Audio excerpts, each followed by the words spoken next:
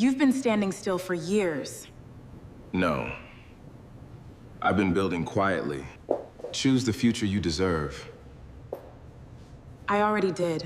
Ronald Sanchez was 39, a senior financial risk analyst in downtown Chicago. Most people believed he was the kind of man life quietly passed by. They assumed Madison had already outgrown the husband who drove a 7-year-old Honda Accord packed homemade lunches into the same worn leather bag and left the office every evening at exactly 5:30. What nobody knew was that Ronald had spent the last 6 years quietly building Falcon Ridge Capital into a private investment powerhouse. As Madison stepped into CEO Richard Whitmore's penthouse, Ronald signed a confidential acquisition order worth $842 million, and the final signature was still drying when his phone began to ring. If you're watching today, I'd love to know where you're joining from.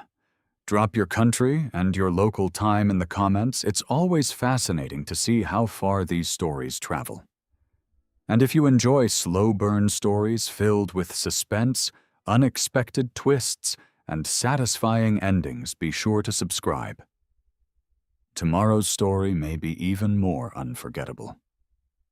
Morning always arrived before the alarm in the Sanchez household. At 5:45 a.m., Ronald Sanchez was already standing in the kitchen of their 2-story home in Naperville, Illinois. The neighborhood was quiet, except for sprinklers hissing across freshly cut lawns.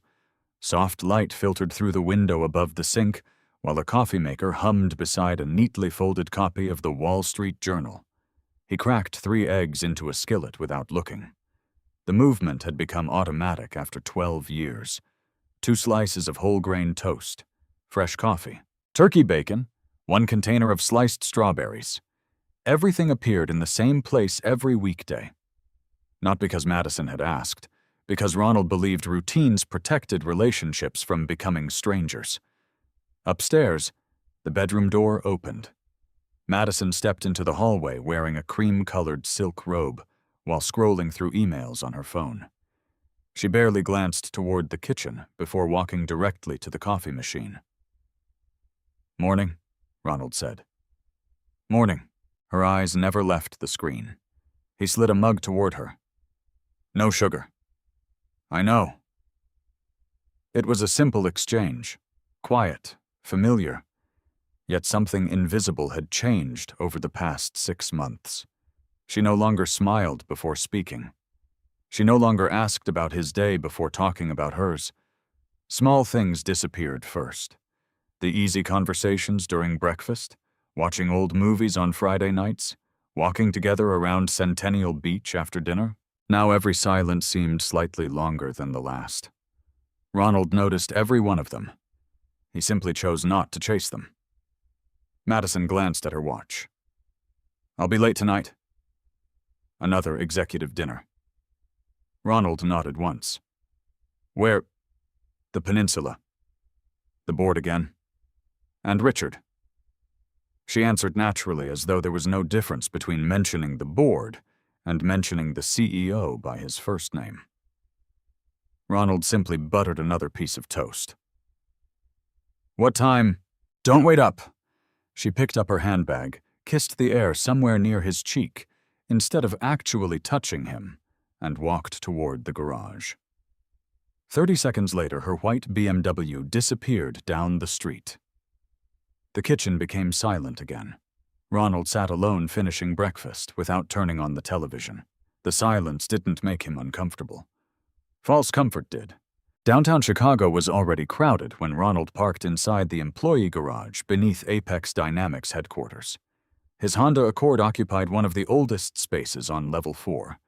Beside it sat rows of new BMWs, Mercedes SUVs, Teslas, and luxury pickups belonging to executives. Nobody mocked Ronald directly. They simply assumed things. He must be terrible with money. He's been here almost 10 years. Still driving that thing. I guess ambition isn't for everyone. He heard comments occasionally, never responded. The Accord had fewer than 80,000 miles. The engine ran perfectly. Replacing it would have been financially irrational. Ronald preferred rational decisions. Inside the building, the lobby buzzed with conversation. Large digital screens displayed Apex Dynamics' stock price. Employees clustered around espresso machines discussing quarterly forecasts. Marketing teams hurried toward conference rooms. Someone laughed loudly after spotting Madison entering with Richard Whitmore. The CEO carried himself exactly as magazine covers suggested he should. Perfect navy suit, perfect smile, perfect posture. He greeted receptionists by name, shook hands with junior employees, remembered birthdays. Investors adored him. The financial press called him one of America's most visionary manufacturing executives. Madison walked beside him carrying a leather portfolio. She laughed at something Richard said. For just a moment, she placed one hand lightly on his arm. It lasted barely 2 seconds. Most people would never notice. Ronald did. He didn't slow down, didn't stare, didn't interrupt. He simply pressed the elevator button. When the doors closed, Richard and Madison remained in the lobby, still talking. Ronald's reflection stared back from the stainless steel doors. Calm, controlled, unreadable. His office overlooked the Chicago River from the 23rd floor. Unlike marketing, the risk analysis department rarely entertained visitors. Spread across Ronald's desk were financial models, debt schedules, supplier contracts, and cash flow projections. He ignored company gossip. Numbers lied less than people.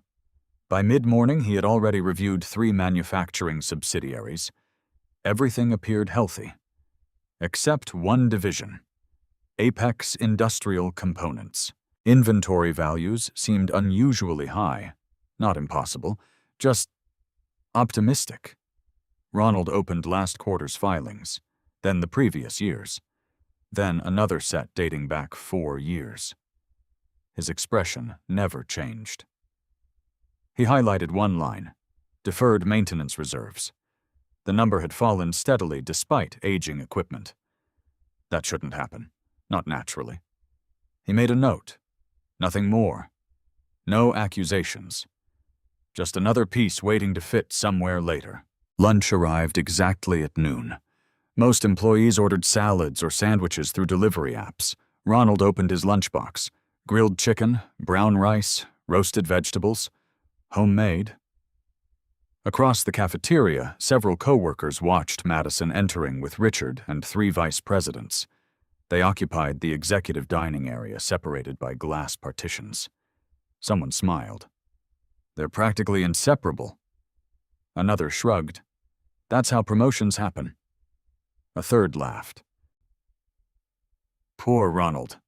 The comments weren't malicious, just careless. Ronald never looked toward the executive section. Instead, he finished eating in 15 quiet minutes before returning upstairs. People mistook composure for ignorance. They assumed silence meant blindness. It rarely did. That evening, the office slowly emptied. At precisely 5:30 p.m., Ronald shut down his computer. The same routine, every day. Several co-workers exchanged amused smiles. Clockwork. Never works late. No wonder he never gets ahead. Ronald carried his leather bag toward the elevator. None of them noticed the encrypted laptop remaining inside his locked briefcase. None of them knew his real work began after dinner. Back home, the house felt larger than usual. He changed into jeans and a gray sweater before replacing a loose cabinet hinge Madison had mentioned weeks earlier. She probably wouldn't notice. He fixed it anyway. Afterward, he vacuumed the living room, folded laundry, prepared tomorrow's breakfast ingredients. By 7:30, everything was finished.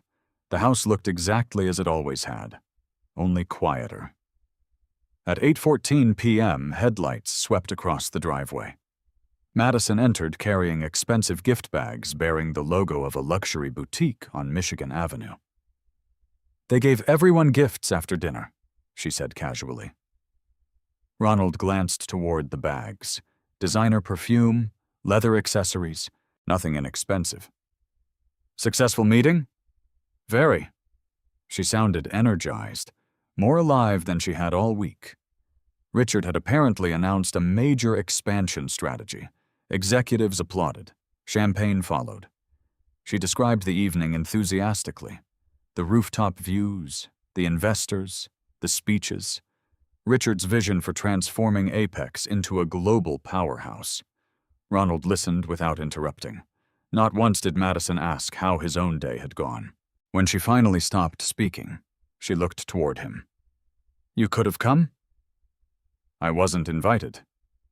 "You don't really like those events anyway." "No," he smiled politely.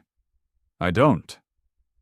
She disappeared upstairs carrying the gift bags. Ronald remained alone in the family room. 10 minutes later, he unlocked the encrypted laptop hidden inside his briefcase. A secure login screen appeared. Falcon Ridge Capital. Portfolio dashboard. Several holdings updated automatically. Market indices rolled across the monitor. Then another window opened. Apex Dynamics. Ownership position 4.81%. Acquisition progress on schedule. Benjamin Hayes had left a single encrypted message. 3 institutional sellers may exit before quarter end. Call when available. Ronald read it once, closed the message, then reopened the company's internal financial reports beside Falcon Ridge's acquisition model. 2 entirely different worlds. One employer, one future owner. Outside rain began tapping softly against the windows. Upstairs, Madison laughed while talking on the phone. Ronald couldn't hear every word. Only one name. Richard. He lowered the volume on the laptop and returned to the balance sheets. The numbers continued telling their story. And for the first time, Ronald became certain the company wasn't merely undervalued. It was hiding something far more dangerous. He clicked open one final document, a maintenance reserve report that someone had quietly amended 3 days earlier. The revised figures made no financial sense. He stared at the screen for several long seconds. Then he reached for a notebook and wrote a single sentence. Someone expects no one to look this closely. Friday evenings at Apex Dynamics rarely belonged to ordinary employees. The executive floor transformed into something closer to a private country club than a corporate office. Caterers wheeled in polished silver trays. Bartenders arranged crystal glasses beside panoramic windows overlooking Lake Michigan. Jazz drifted softly through hidden ceiling speakers, while investors, consultants, and board members exchanged practiced smiles. Officially, it was called the Quarterly Leadership Reception. Unofficially, it was where influence changed hands. Ronald almost never attended. This time he accepted the invitation, not because he enjoyed networking, because observation had become part of his investment strategy. He arrived exactly at 6. Dark gray suit, white shirt, plain navy tie, no expensive watch, no designer shoes. He looked like another mid-level employee who had wandered into the wrong room. Several executives nodded politely before turning back toward conversations they considered more valuable. Perfect. Remaining invisible had always been easier than becoming important. Across the ballroom, Richard Whitmore stood beneath a massive digital display showing Apex Dynamics' newest manufacturing expansion. He moved effortlessly through the crowd. One moment speaking with institutional investors, the next laughing beside city officials. Then greeting members of the board as though each friendship had existed for decades. His confidence appeared effortless. People naturally leaned closer when he spoke. Madison remained only a few steps behind him. She carried a tablet instead of a wine glass. Whenever Richard introduced someone important, she already knew their background. She anticipated questions before they were asked. She smiled at exactly the right moments. Watching them together, almost anyone would assume they had worked side by side for years. Ronald noticed something else. Richard never carried anything. Someone always carried it for him. Someone always opened the next conversation. Someone always made him appear larger than life. That role increasingly belonged to Madison. Ronald accepted a sparkling water from a passing waiter. He didn't join any conversation. Instead, he slowly walked the perimeter of the ballroom. Every few minutes, he paused beside display boards describing Apex's newest investments. He wasn't reading the promotional material. He was reading the names. Construction contractors, equipment suppliers, debt partners, insurance providers. Every company connected another piece inside his mind. He quietly memorized them. Near one corner of the room stood a woman in her early 40s, wearing a charcoal blazer over a navy dress. She wasn't speaking to investors. She wasn't chasing executives. Instead, she watched people. The habit caught Ronald's attention because it mirrored his own. Her press badge identified her. Emily Parker, Chicago Business Review. She had built a reputation by exposing accounting scandals that larger newspapers often ignored. Emily noticed Ronald studying supplier names instead of greeting executives. Interesting. Most guests stared at Richard. Ronald stared at legal disclosures printed in 6-point font beneath promotional banners. She approached naturally. Not exactly exciting reading. Ronald looked up. It depends. She smiled. You're the first person tonight who spent more time reading footnotes than drinking champagne. I prefer footnotes. They're usually more honest. They're usually less rehearsed. Emily laughed quietly. I'll remember that. She extended a hand. Emily Parker? Ronald Sanchez. No title. Risk analysis. Her eyebrows lifted slightly. So you're one of the people who actually reads quarterly reports. Sometimes. She looked toward Richard across the room. What do you think of your CEO? Ronald took a careful sip of sparkling water before answering. I think investors like certainty. That's not what I asked. No. It wasn't. He smiled politely. But it's still true. Emily studied him another moment. Most executives enjoyed giving opinions. Ronald offered observations instead. There was a difference. A presentation began. Richard stepped onto a raised platform as applause filled the ballroom. Behind him, giant screens displayed impressive numbers: revenue growth, market expansion, record profitability, new acquisitions. Employees watched proudly. Investors nodded with satisfaction. Richard delivered each sentence with polished confidence. Our greatest strength isn't technology. He paused. It's trust. More applause. Ronald remained still. His attention drifted toward one slide showing long-term infrastructure investments. One number bothered him, not because it looked too small, because it matched exactly the revised maintenance reserve report he had reviewed the previous night. Identical. Down to the last dollar. The presentation wasn't introducing new information. It was reinforcing altered information. That meant multiple departments had already accepted the revised figures. Interesting. Much more interesting than Richard's speech. Later, guests spread across smaller conversation groups. Ronald quietly excused himself and walked toward the investor relations corridor. Few people noticed. One hallway connected to the executive library. Corporate reports lined floor-to-ceiling shelves. Annual reports dating back nearly 20 years. SEC filings, proxy statements, merger documentation. The room remained empty. Ronald slipped on thin cotton gloves provided beside archival materials. He removed 3 annual reports, one from 4 years earlier, another from 6 years earlier, one from 8. Then he photographed only specific pages using his phone, not entire reports, just sections regarding capital expenditures and equipment depreciation. Patterns mattered. Snapshots did not. A quiet voice interrupted him. I thought I might find you in here. Emily Parker leaned against the doorway. No interviews happening, Ronald asked. They're all asking Richard the same questions. And you? I'm interested in the person reading old filings. She glanced toward the documents. What are you looking for? Ronald carefully returned one report to the shelf. Consistency. Finding any? Not yet. Emily folded her arms. I've covered enough corporate fraud cases to recognize that answer. Ronald looked at her. Fraud is a legal conclusion. So, what do you call it? He considered the question. A reason to keep reading. Emily smiled again. You know something. I know numbers. They usually lead somewhere. They always do. She reached into her bag. If you ever decide you need someone who knows how to ask uncomfortable questions. She handed him a business card.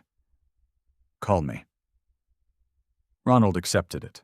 No promises, no refusal. Simply a nod. By 9 o'clock, the reception had become louder. Wine replaced business. Laughter replaced presentations. Richard stood near the windows speaking privately with 2 board members. Madison remained beside him. One of the directors clapped Richard warmly on the shoulder. Everything looked perfect. Too perfect. Ronald watched from across the room. Not the conversation. Their body language.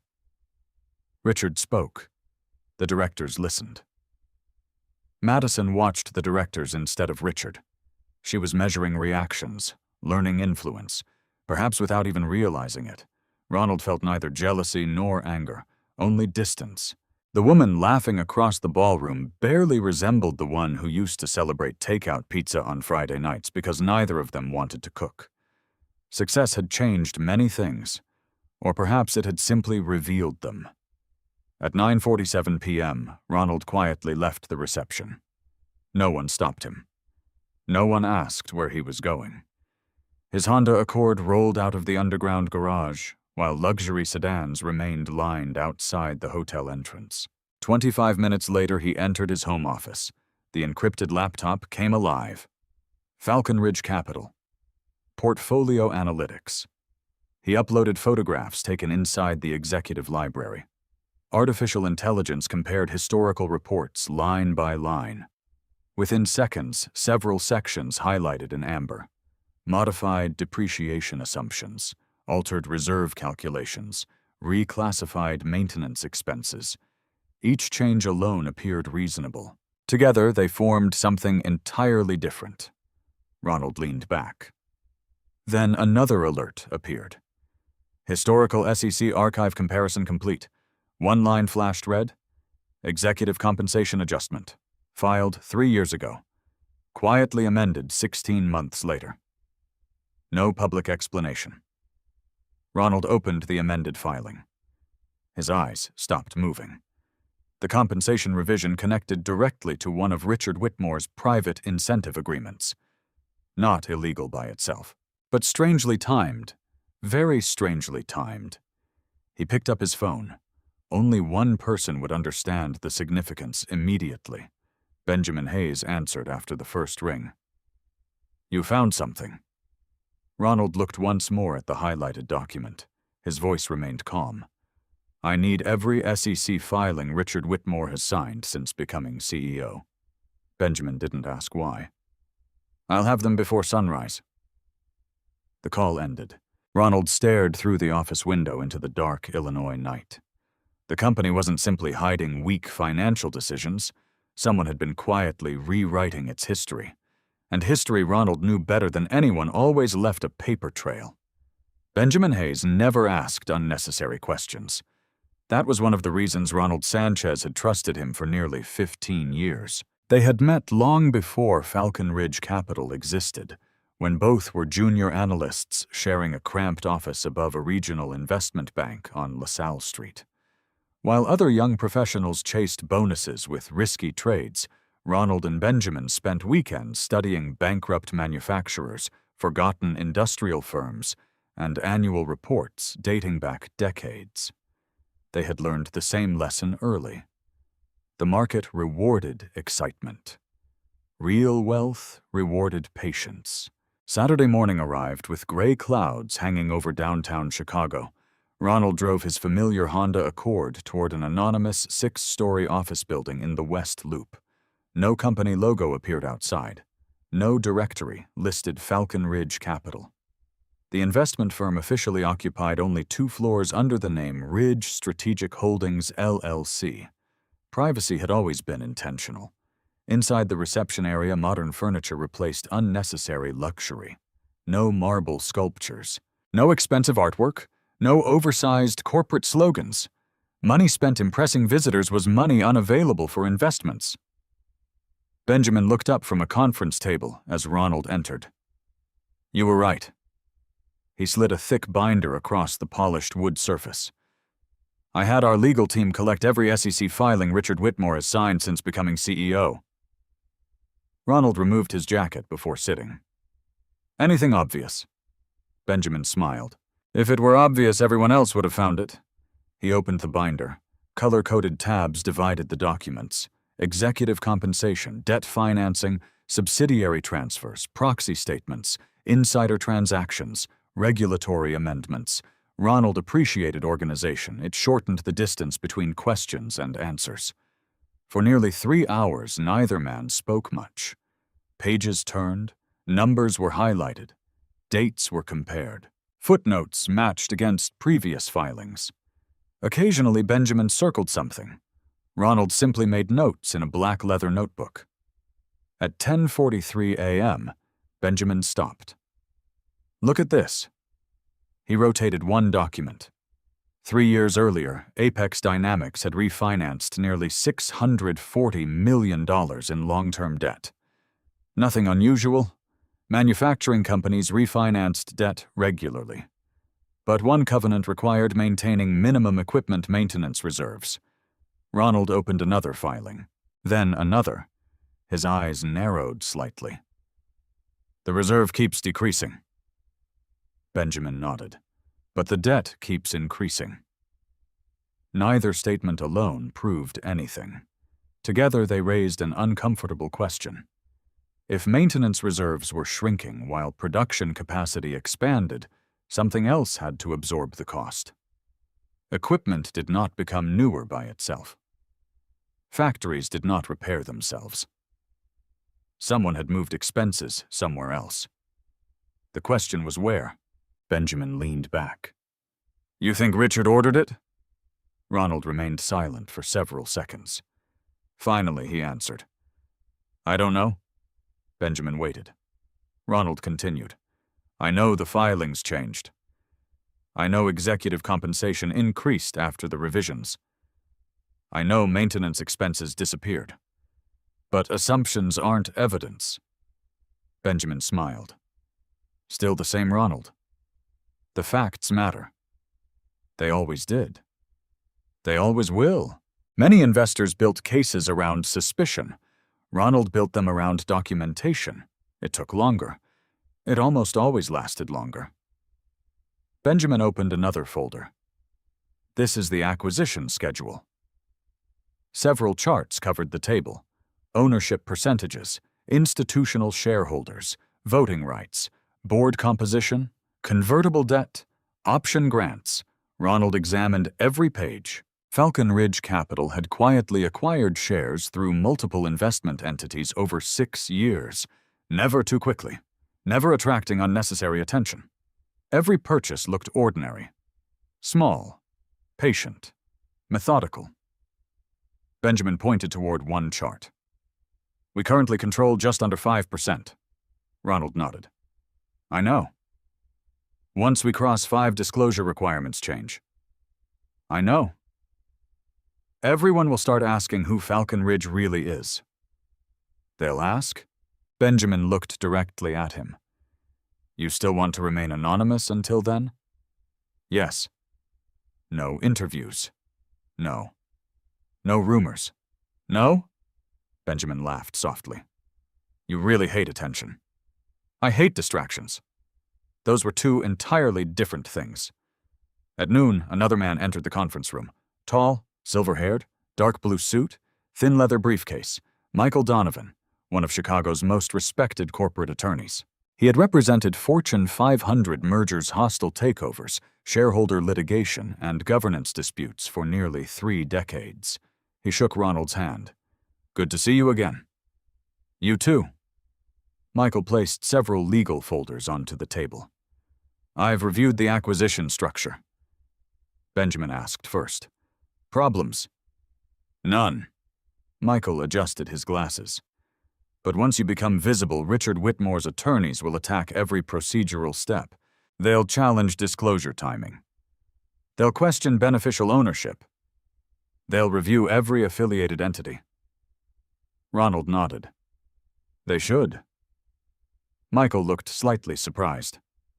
You want them to? I expect them to. If we followed every regulation correctly, scrutiny becomes an advantage. Michael smiled. I wish more clients understood that. Ronald wasn't preparing for revenge. He was preparing for examination. There was an important difference. For the next hour, they walked through every legal requirement. Schedule 13D disclosures, voting thresholds, board notification procedures, federal securities regulations, antitrust review, shareholder communication. Michael paused beside one document. If this becomes contested, he tapped the page. The court won't care how anyone feels. Ronald answered immediately. Good. It'll only care about evidence. Exactly. Michael closed the folder. Then keep collecting it. After lunch, Ronald remained alone in the conference room. Benjamin stepped outside to take a call. Michael left for another meeting. Silence settled over the building. Ronald opened Falcon Ridge's original incorporation documents. The first capital contribution had been modest. Just over $200,000. Nearly 6 years earlier, friends had questioned his decision. Why invest in forgotten industrial companies? Why buy businesses nobody wanted? Why avoid technology startups making headlines? Ronald remembered every conversation. He also remembered every balance sheet. Factories survived economic cycles. Infrastructure remained valuable. Manufacturing recovered, eventually. Patient capital always found opportunities where impatient investors saw only problems. Falcon Ridge had grown one disciplined decision at a time. No miracles, no lottery moments, no overnight success. Just thousands of quiet choices made correctly. His phone vibrated. Madison? He answered. Hi. Are you working again? Yes. You know it's Saturday. I do. A brief silence followed. I'm having lunch with Richard and several investors. I figured. You don't mind. Ronald looked toward the acquisition schedule spread across the conference table. No. You sound busy. I am. Okay. She hesitated. I'll probably be late. I understand. The call ended after less than 40 seconds. Neither said, I love you. Neither seemed to notice. Ronald placed the phone face down, then returned to the spreadsheets. Late that afternoon, Benjamin returned, carrying fresh market reports. Interesting development. Ronald looked up. 3 pension funds are considering reducing their apex positions. Confirmed, Benjamin handed over the reports. Not yet. But likely. Ronald studied the names. Each fund collectively owned almost 4% of the company. Enough to matter. Not enough to trigger headlines. If they sell, Benjamin finished the sentence. We buy. Ronald nodded once. But slowly. Benjamin laughed. Of course. You'd probably negotiate the speed of watching paint dry. Ronald smiled faintly. Fast money gets noticed. Quiet money gets control. Benjamin couldn't argue. Everything Falcon Ridge had accomplished came from refusing to rush. Before leaving, Michael Donovan returned with one final recommendation. One more thing. Both men looked toward him. I want an independent forensic accounting firm retained now. Benjamin frowned. Before we own the company, Michael nodded. If something is wrong inside Apex, we need experts ready before the board ever asks. Ronald considered the suggestion. It fit perfectly with his philosophy. Preparation before confrontation. Evidence before accusation. He reached for his pen. Do it. Michael made a note. I'll retain Harrison and Cole Forensic Accounting under attorney-client privilege. No one outside this room knows. No one will. Another quiet decision.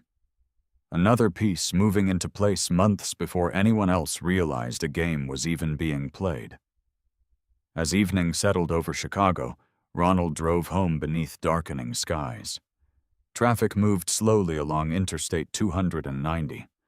Most drivers hurried toward dinner reservations, sporting events, or weekends with family.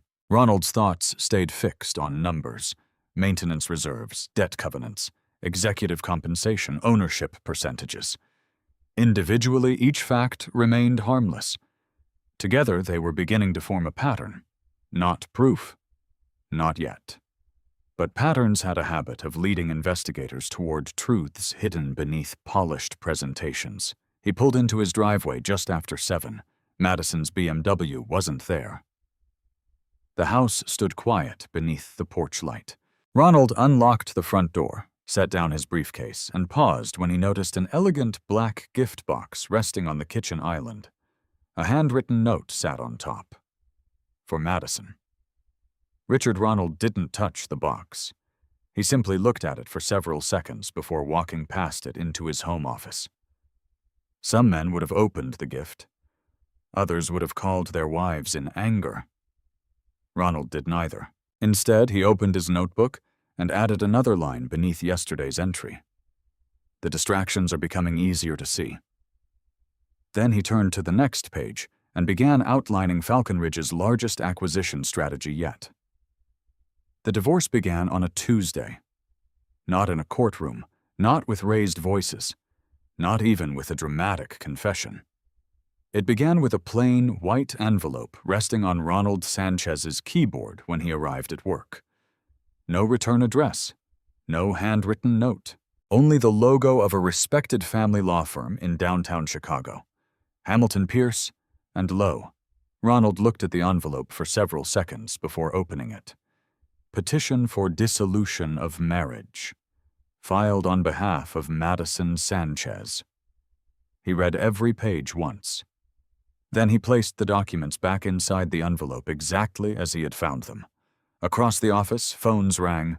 Employees hurried toward morning meetings. Someone laughed near the elevators. Nothing around him had changed. Only the direction of his life.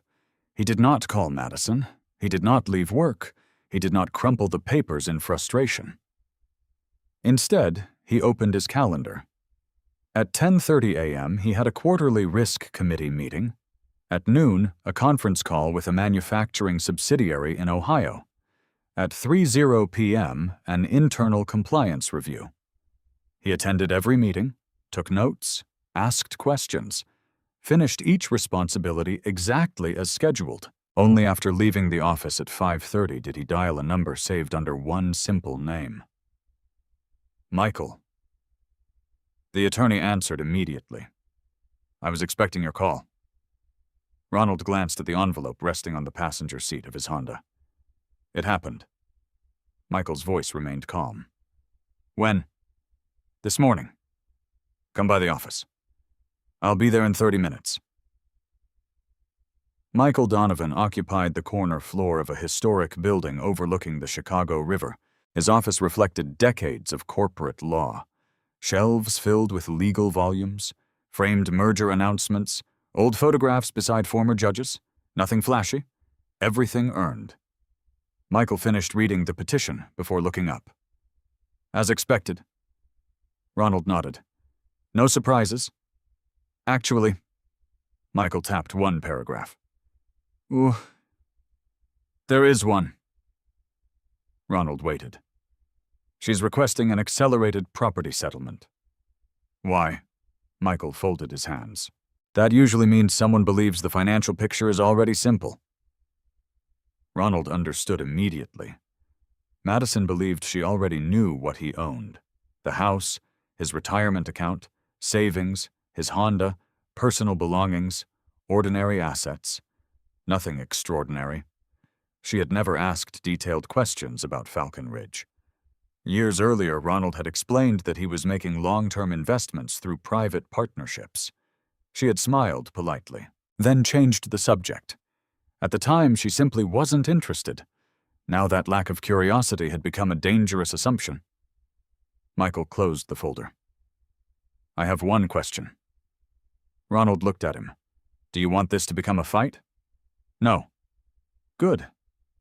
Because judges dislike emotional litigation. So do I. Michael smiled. I know. We'll comply with every disclosure requirement. No games. No delays. No hidden transfers. Ronald nodded. The trusts remain protected. They've been properly structured for years. No changes necessary. That answer mattered. Falcon Ridge Capital wasn't hidden. It was legally separated. Every structure had been reviewed repeatedly. Every filing completed correctly. Every investment documented. Preparation once again proved more valuable than improvisation. Meanwhile, Madison sat inside Richard Whitmore's executive office. Floor-to-ceiling windows overlooked Lake Michigan. Fresh flowers decorated the conference table. Awards covered one wall. Richard poured sparkling water into crystal glasses. You finally did it. Madison looked uncertain. I don't know why it feels so strange. 12 years is a long time. She stared through the glass toward the city below. I kept waiting for him to argue. Richard leaned comfortably against his desk, and he didn't. No begging. No. No anger. She slowly shook her head. He just accepted it. Richard laughed softly. That's because he knows. Knows what? That you've already moved on. Madison tried to smile, yet Ronald's reaction continued bothering her. She had expected resistance. Instead, she received silence. For reasons she couldn't explain, silence felt heavier. That evening, Richard invited her to dinner at Gibson's Steakhouse. Several executives joined them. Conversations revolved around expansion plans, private aviation, investment opportunities, vacation homes in Aspen. Madison listened while trying to participate naturally. Richard introduced her confidently. Our future vice president of marketing. Several executives congratulated her. One raised his glass. To new beginnings. Everyone smiled. Everyone except Madison. Somewhere in the middle of the conversation, she remembered Ronald replacing the broken kitchen cabinet the previous weekend without being asked. She pushed the thought away. Success required difficult choices, didn't it? Back in Naperville, Ronald entered the house shortly after 8. Madison hadn't returned. The rooms echoed with unfamiliar emptiness. He walked upstairs carrying 3 storage boxes. Inside his home office sat decades of organized records, tax returns, investment agreements, corporate filings, insurance documents, trust certificates. Every folder carried printed labels. Every document had both paper and encrypted digital copies. Ronald removed only what Michael requested. Nothing more, nothing less. Preparation reduced panic. He had learned that lesson from finance long before life demanded it personally. While organizing files, he paused at an old photograph. Their honeymoon in Carmel by the sea. Madison laughing on a windy beach. Neither of them wearing expensive clothes. Neither caring. He looked at the picture for only a few seconds before placing it inside another box labeled personal. Memory belonged there, not on his desk. His phone buzzed. Benjamin Hayes. You busy? A little. I've got news. Ronald closed the storage box. I'm listening. One of those pension funds we discussed yesterday officially hired an investment bank. For exploring strategic exits. Ronald remained quiet. Benjamin continued. They're considering selling nearly 1.3%. Ronald walked toward the living room window. When? Possibly within 3 weeks. Price expectations. Below market. That caught Ronald's attention. Institutional investors rarely sold below market unless they anticipated future weakness. Either confidence inside Apex was declining, or someone knew something. Benjamin lowered his voice. I think the market is starting to smell smoke. Ronald answered calmly. Smoke doesn't matter. Benjamin finished the thought. Until someone finds fire? The next morning, Ronald arrived at work carrying the same leather lunch bag, the same stainless steel travel mug, the same quiet expression. Nothing about him suggested his marriage had ended. Coworkers certainly didn't know, until lunchtime. Someone had seen Madison meeting with attorneys the previous afternoon. Rumors spread quickly. By 1 o'clock, nearly everyone in the department knew. Sympathetic glances followed Ronald through the hallway. Nobody approached him directly. People rarely knew what to say around quiet suffering. Near the elevator, 2 analysts whispered, "I heard she left him." For the CEO, "I don't know. I guess she wanted more." Ronald pressed the elevator button. He didn't react. The doors opened. The conversation ended. Silence often embarrassed gossip more effectively than confrontation. Later that afternoon, Madison appeared unexpectedly in Ronald's office. She closed the door behind her. Neither spoke immediately. The room felt unfamiliar despite years of working in the same building. "I wanted to tell you in person. I read the petition. I'm sorry." Ronald looked at her calmly. "I believe you are." She seemed relieved that he wasn't angry. "I don't want this to become ugly. It doesn't have to. We can divide everything fairly." "We will." Madison hesitated. "You're taking this better than I expected." Ronald answered honestly. Preparing for difficult things is easier than pretending they can't happen. She searched his face for resentment. Found none. For a brief moment, she almost wished she had. Anger would have been easier to understand. She finally stood. "I'll have my attorney contact yours." "They already have." She nodded. Then quietly left. Ronald watched the office door close. Only after she disappeared did he open the encrypted laptop hidden beneath several financial reports. Falcon Ridge Capital. A notification flashed across the screen. Confidential acquisition opportunity, institutional block available. Estimated value $96,400,000. Ronald clicked Accept Review. A detailed ownership map appeared. The shares belonged to one of Apex Dynamics' oldest institutional investors. Exactly the kind Benjamin had mentioned. Ronald reached for his phone. "Benjamin, I'm here. Begin due diligence." "You want the full position?"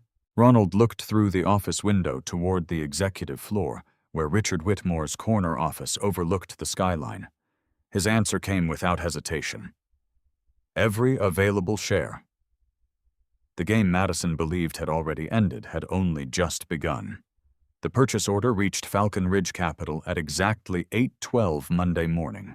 Benjamin Hayes walked into Ronald Sanchez's office carrying a thin blue folder instead of the usual thick binders. That alone told Ronald the negotiations had gone well. Benjamin closed the door. They accepted. Ronald looked up from his monitor. Without a bidding war? They wanted certainty. Benjamin placed the purchase agreement on the desk. The pension fund approved the transaction late last night. Ronald opened the folder. 1.3% of Apex Dynamics. $96,400,000. Closing scheduled in 48 hours. He signed the authorization page without hesitation. No celebration, no dramatic speech, just another deliberate decision. Benjamin leaned back. "Do you realize what this means?" Ronald continued reading. "We're over 6%. Benjamin smiled. "The market will notice. Eventually." "No." Benjamin shook his head. "Immediately." Across the city, Richard Whitmore entered the executive conference room, smiling. The quarterly board meeting had begun well. Sales exceeded projections. International expansion remained on schedule. Analysts continued issuing favorable ratings. Everything pointed upward, at least on the surface. Corporate Secretary Allison Reed quietly handed him a sealed envelope before the meeting officially started. "What's this?" "Shareholder disclosure." Richard opened it casually. Halfway through the first page, his expression changed almost imperceptibly. Falcon Ridge Capital. Beneficial ownership disclosure. Total ownership 6.11%. One board member looked over. Everything all right? Richard folded the document. Just a new institutional investor. Another director shrugged. That happens? Richard forced a smile. Yes, it does. But inside, one question refused to disappear. Who exactly was Falcon Ridge Capital? He had reviewed every major shareholder for years. BlackRock, Vanguard, State Street, large pension systems, insurance companies. Falcon Ridge had never appeared on that list. Now it had crossed the reporting threshold almost overnight. Someone had been quietly accumulating shares for years, without attracting attention. Richard disliked surprises. Meanwhile, Ronald spent the morning exactly as usual. Risk reports, compliance meetings, cash flow analysis. No one looking at him would suspect he had just approved a transaction worth nearly $100 million. At lunch, he ate grilled chicken and vegetables. Across the cafeteria, co-workers discussed a breaking financial headline displayed on CNBC. Did you see this? A new activist investor. Falcon Ridge. I've never heard of them. Think they'll pressure Richard? No chance. Richard Whitmore had become something of a corporate celebrity. Most employees believed no investor would seriously challenge him. Ronald quietly finished his lunch. Someone nearby asked casually, "Ronald ever heard of Falcon Ridge?" He looked up. "I've read about them." "What do you think? They seem patient." That answer satisfied everyone. No one asked another question. At 3 o'clock, Ronald received a calendar invitation. Executive Financial Review. Attendance required. Location 38th floor. He entered the executive conference room 5 minutes early. Richard Whitmore sat at the head of the polished walnut table. Madison occupied a chair 2 seats away. Several vice presidents reviewed printed reports, while assistants prepared coffee. Richard greeted everyone warmly. When Ronald entered, Richard smiled politely. "Good afternoon, Ronald." "Good afternoon. Have a seat." Ronald chose the chair closest to the windows. For nearly an hour, the meeting focused on ordinary financial matters: operating margins, supply chain costs, raw material pricing, nothing unusual. Then Richard turned toward Ronald. "I'd like your opinion." Every head turned. Ronald waited. "Our risk department has been reviewing maintenance reserves." "Correct. Any concerns?" The room became unusually quiet. Ronald knew precisely what Richard referred to: the altered reserve calculations, the revised filings, the inconsistencies. He answered carefully. "My review isn't complete." Richard smiled. "But preliminary impressions?" "I don't offer conclusions before finishing evidence." Several executives nodded approvingly. A cautious analyst. Exactly what they expected. Richard maintained his pleasant expression. "Fair enough." The meeting moved on. Only Ronald noticed Richard watching him once more before looking away. After the meeting, Madison caught Ronald near the elevators. "Do you have a minute?" "Of course." They stepped into a quieter hallway. "I heard about Falcon Ridge." So did everyone else. She smiled slightly. "Richard thinks they'll eventually request board seats." "Maybe." "What do you think?" Ronald looked toward the city skyline. "I think investors usually want value." "That's a very Ronald answer." She laughed softly. For a brief second, the conversation felt familiar, almost comfortable. Then her phone vibrated. "Richard." She answered immediately. "I'm coming." The warmth disappeared. "I have to go." "I know." She hesitated before leaving. "Take care of yourself." "You too." He watched her disappear around the corner. There had once been a time when she would have stayed. Now someone else occupied that priority. Ronald accepted the reality without resentment. Acceptance and surrender were different things. That evening, Benjamin arrived at Ronald's house carrying dinner from a small Italian restaurant in Oak Brook. Neither wanted to cook. They spread documents across the dining table, ownership maps, institutional investor profiles, board voting percentages. Benjamin tapped one chart. Another opportunity. Ronald examined it.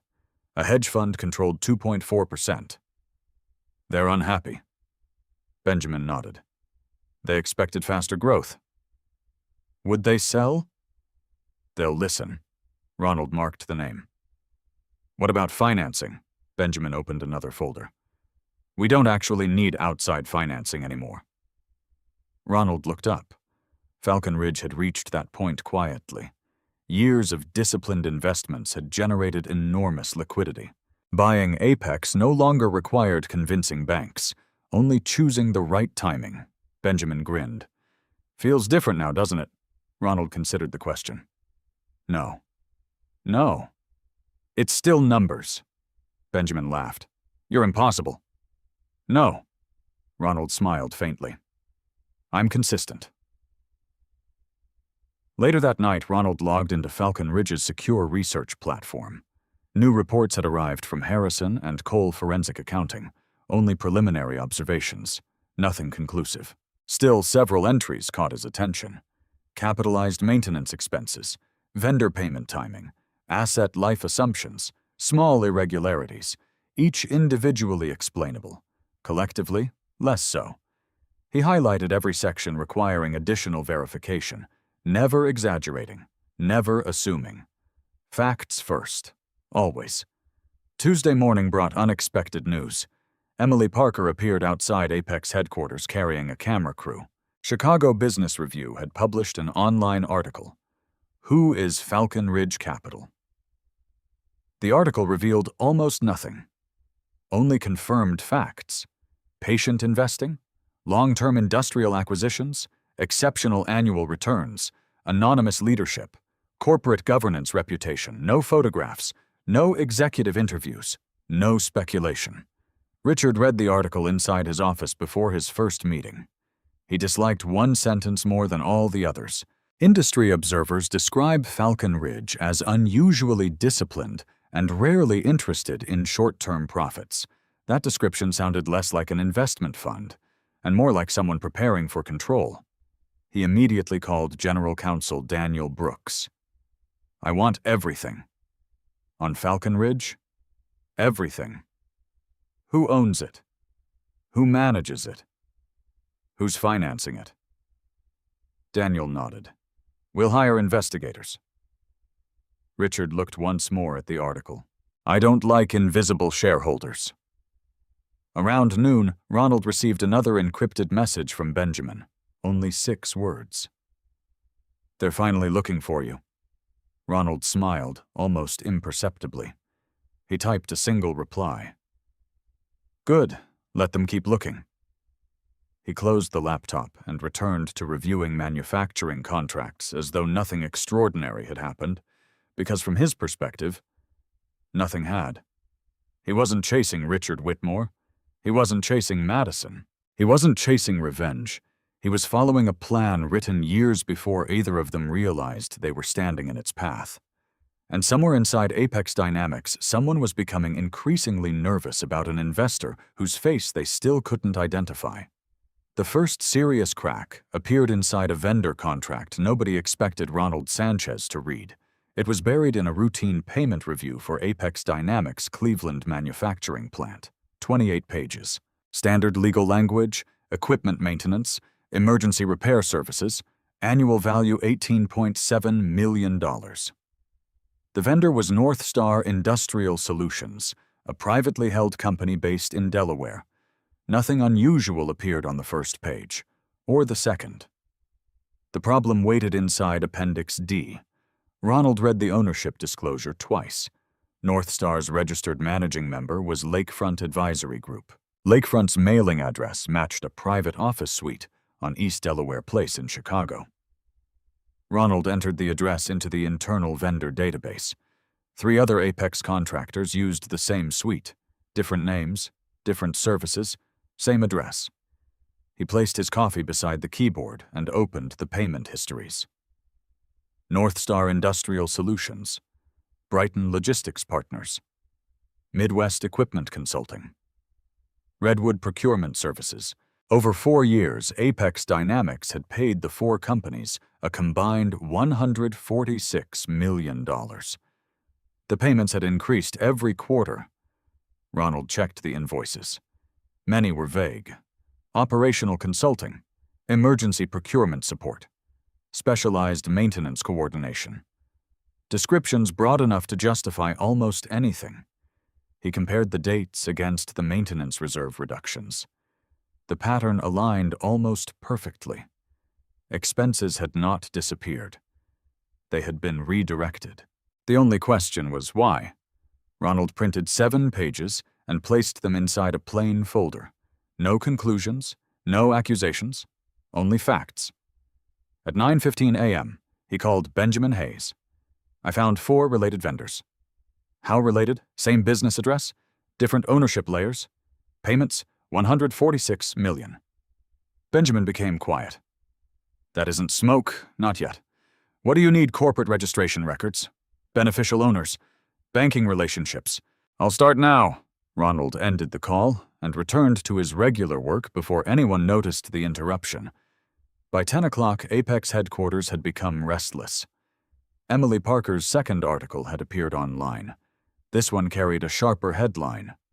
Questions surround Apex Dynamics. Vendor spending as mystery investor expands stake.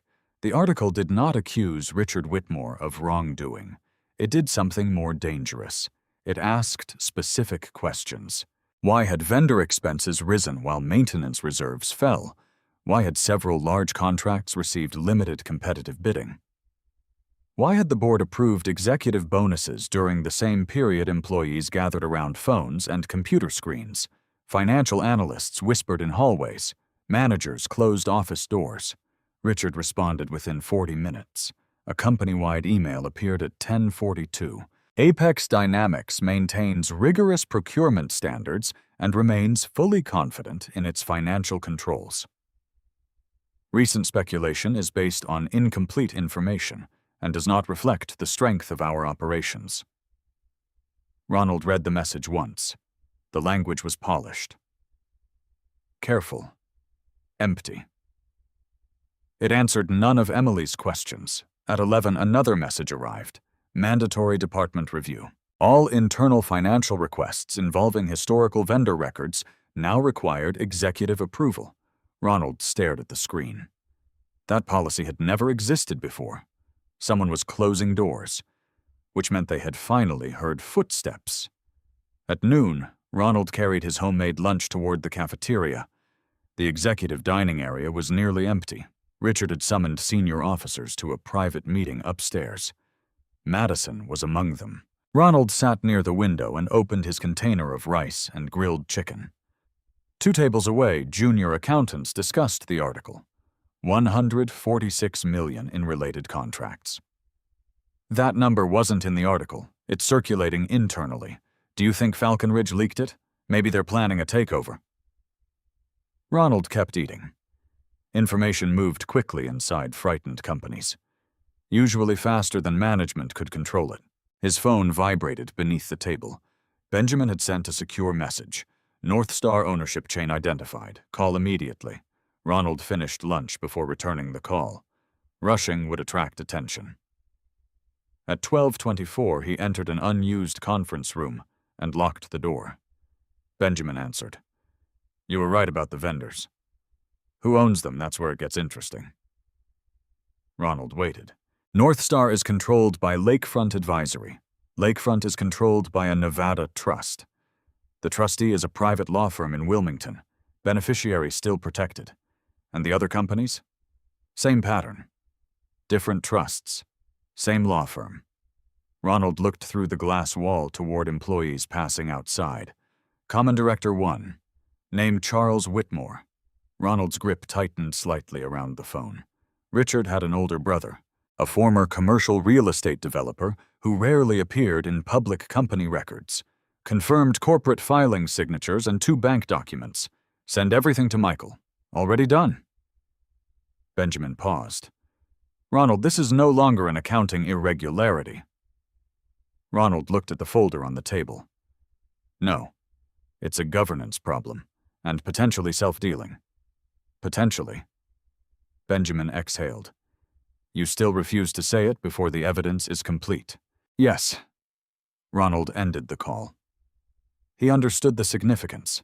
If Richard had approved contracts benefiting companies connected to his brother, the board should have received a conflict disclosure. Ronald had reviewed years of proxy statements. No such disclosure existed. That absence mattered more than any rumor. At 2 o'clock, Patricia Monroe arrived at headquarters. She was one of Apex's longest-serving independent directors. 59, former federal prosecutor. Known for asking questions executives preferred to avoid. Ronald saw her enter Richard's office carrying a thick binder. The door closed. 40 minutes later, it opened again.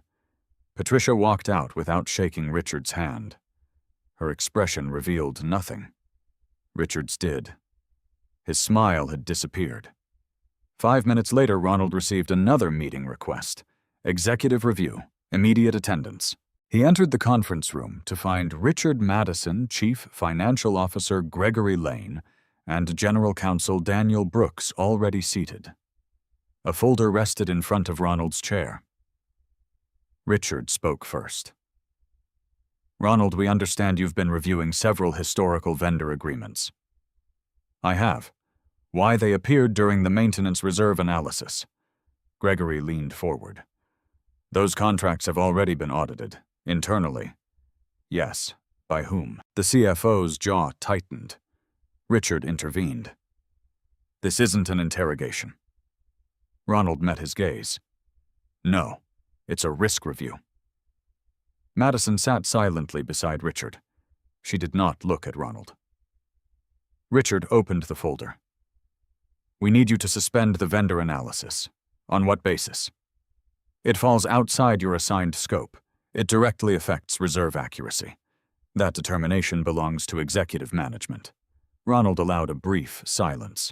Will the instruction be provided in writing? The room changed. A verbal order could disappear. A written one became evidence. Daniel Brooks shifted in his chair. Richard's expression remained controlled. If necessary. It is. Gregory looked irritated. You're being unnecessarily procedural. Ronald answered calmly. Procedures protect everyone. Richard studied him for several seconds. Perhaps for the first time he was no longer looking at a quiet employee. He was looking at a risk he could not easily measure. You'll receive written instructions, Richard said. Thank you. The meeting ended. Madison followed Ronald into the hallway. Why are you pushing him? I'm doing my job. You know what I mean. Ronald stopped beside the elevator. No, I don't. This article has everyone under pressure. I didn't write it, but you've been digging through the same records. I review risk. Madison lowered her voice. Richard believes someone inside the company is feeding information to Falcon Ridge. Ronald watched the elevator numbers descend. Does he have evidence? No? Then he has a suspicion. The doors opened. Ronald stepped inside. Madison remained in the hallway. You're making this harder than it needs to be. Ronald looked at her before the doors closed. No, Madison? Someone else did that years ago. That evening, Michael Donovan joined Ronald and Benjamin at Falcon Ridge's West Loop office. Corporate records covered the conference table. Michael pointed to 4 signatures connecting Charles Whitmore to the vendor entities. This establishes affiliation. Does it establish Richard's knowledge? Ronald asked. Not yet. Then we keep looking. Michael nodded. Harrison and Cole found something else. He opened a forensic report. 2 North Star invoices were approved personally by Richard. Benjamin leaned forward. For how much? $23 million. Ronald examined the approval codes. The evidence was becoming stronger, still incomplete. Michael continued. Independent Director Patricia Monroe contacted outside counsel this afternoon about the vendors. She requested an emergency governance review. Ronald looked toward the ownership chart displayed on the wall. Falcon Ridge now controlled more than 6%. Not enough to command the board, enough to demand answers.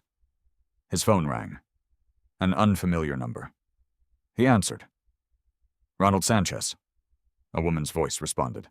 "This is Eleanor Carter, chairwoman of Apex Dynamics." Ronald straightened slightly. "How can I help you? I've reviewed your internal reports." Ronald said nothing. Eleanor continued. "The board is meeting tomorrow morning." "What kind of meeting?" Her answer arrived without hesitation. "An emergency one." The line went silent for a moment. Then she added the sentence Richard Whitmore had spent years ensuring no one would say. "And this time he won't control the agenda." The emergency board meeting began at 7:30 the next morning. Ronald Sanchez was not invited. That did not surprise him. He arrived at Apex Dynamics at his usual time, parked his Honda on level 4, and carried the same worn leather bag through the lobby. The atmosphere had changed overnight. Security officers stood beside the executive elevators. Assistants hurried between conference rooms carrying sealed folders. Senior managers spoke in low voices and stopped whenever someone unfamiliar approached. Ronald passed through it all without slowing down. Fear made organizations noisy. Evidence made Ronald quieter. At 8:05, he entered his office and found a written instruction waiting in his inbox. Effective immediately, all historical vendor analysis must be suspended pending executive review. The message came from Chief Financial Officer Gregory Lane. Richard Whitmore was copied. So was General Counsel Daniel Brooks. Ronald printed the email. He placed it inside the same folder containing the vendor contracts. Then he opened his regular workload and continued reviewing quarterly risk reports. He had asked for the order in writing. They had provided it. That decision would matter later. At 8:47, Eleanor Carter entered the executive boardroom and locked the door behind her. 9 directors sat around the long, walnut table. Richard occupied his usual seat near the center. Patricia Monroe sat opposite him, with 3 binders arranged neatly in front of her. The company's general counsel remained near the wall. An outside attorney had joined by secure video. No assistants were permitted inside. Eleanor began without ceremony. "This meeting concerns possible undisclosed related party transactions." Richard leaned back. "I object to that characterization." Patricia opened the first binder. "Then let the documents correct us." The first records showed 4 Apex vendors sharing the same business address. The second showed overlapping ownership structures. The third connected those structures to Charles Whitmore, Richard's older brother. Several directors looked toward Richard. He did not move. "These are independent businesses," he said. Patricia turned another page. 2 received contracts without competitive bidding. That happens during urgent operational needs. You personally approved $23 million in invoices. As CEO, I approve large expenditures. Did you disclose your brother's involvement? Richard's expression hardened. I was not aware of his involvement. The room went still. That answer created a new question. If Richard truly did not know the company had severe control failures, if he did know he had misled the board, neither possibility protected him. Eleanor folded her hands. "We are authorizing an independent investigation." Richard looked directly at her. "On whose recommendation? Mine." And based on what source? Patricia answered.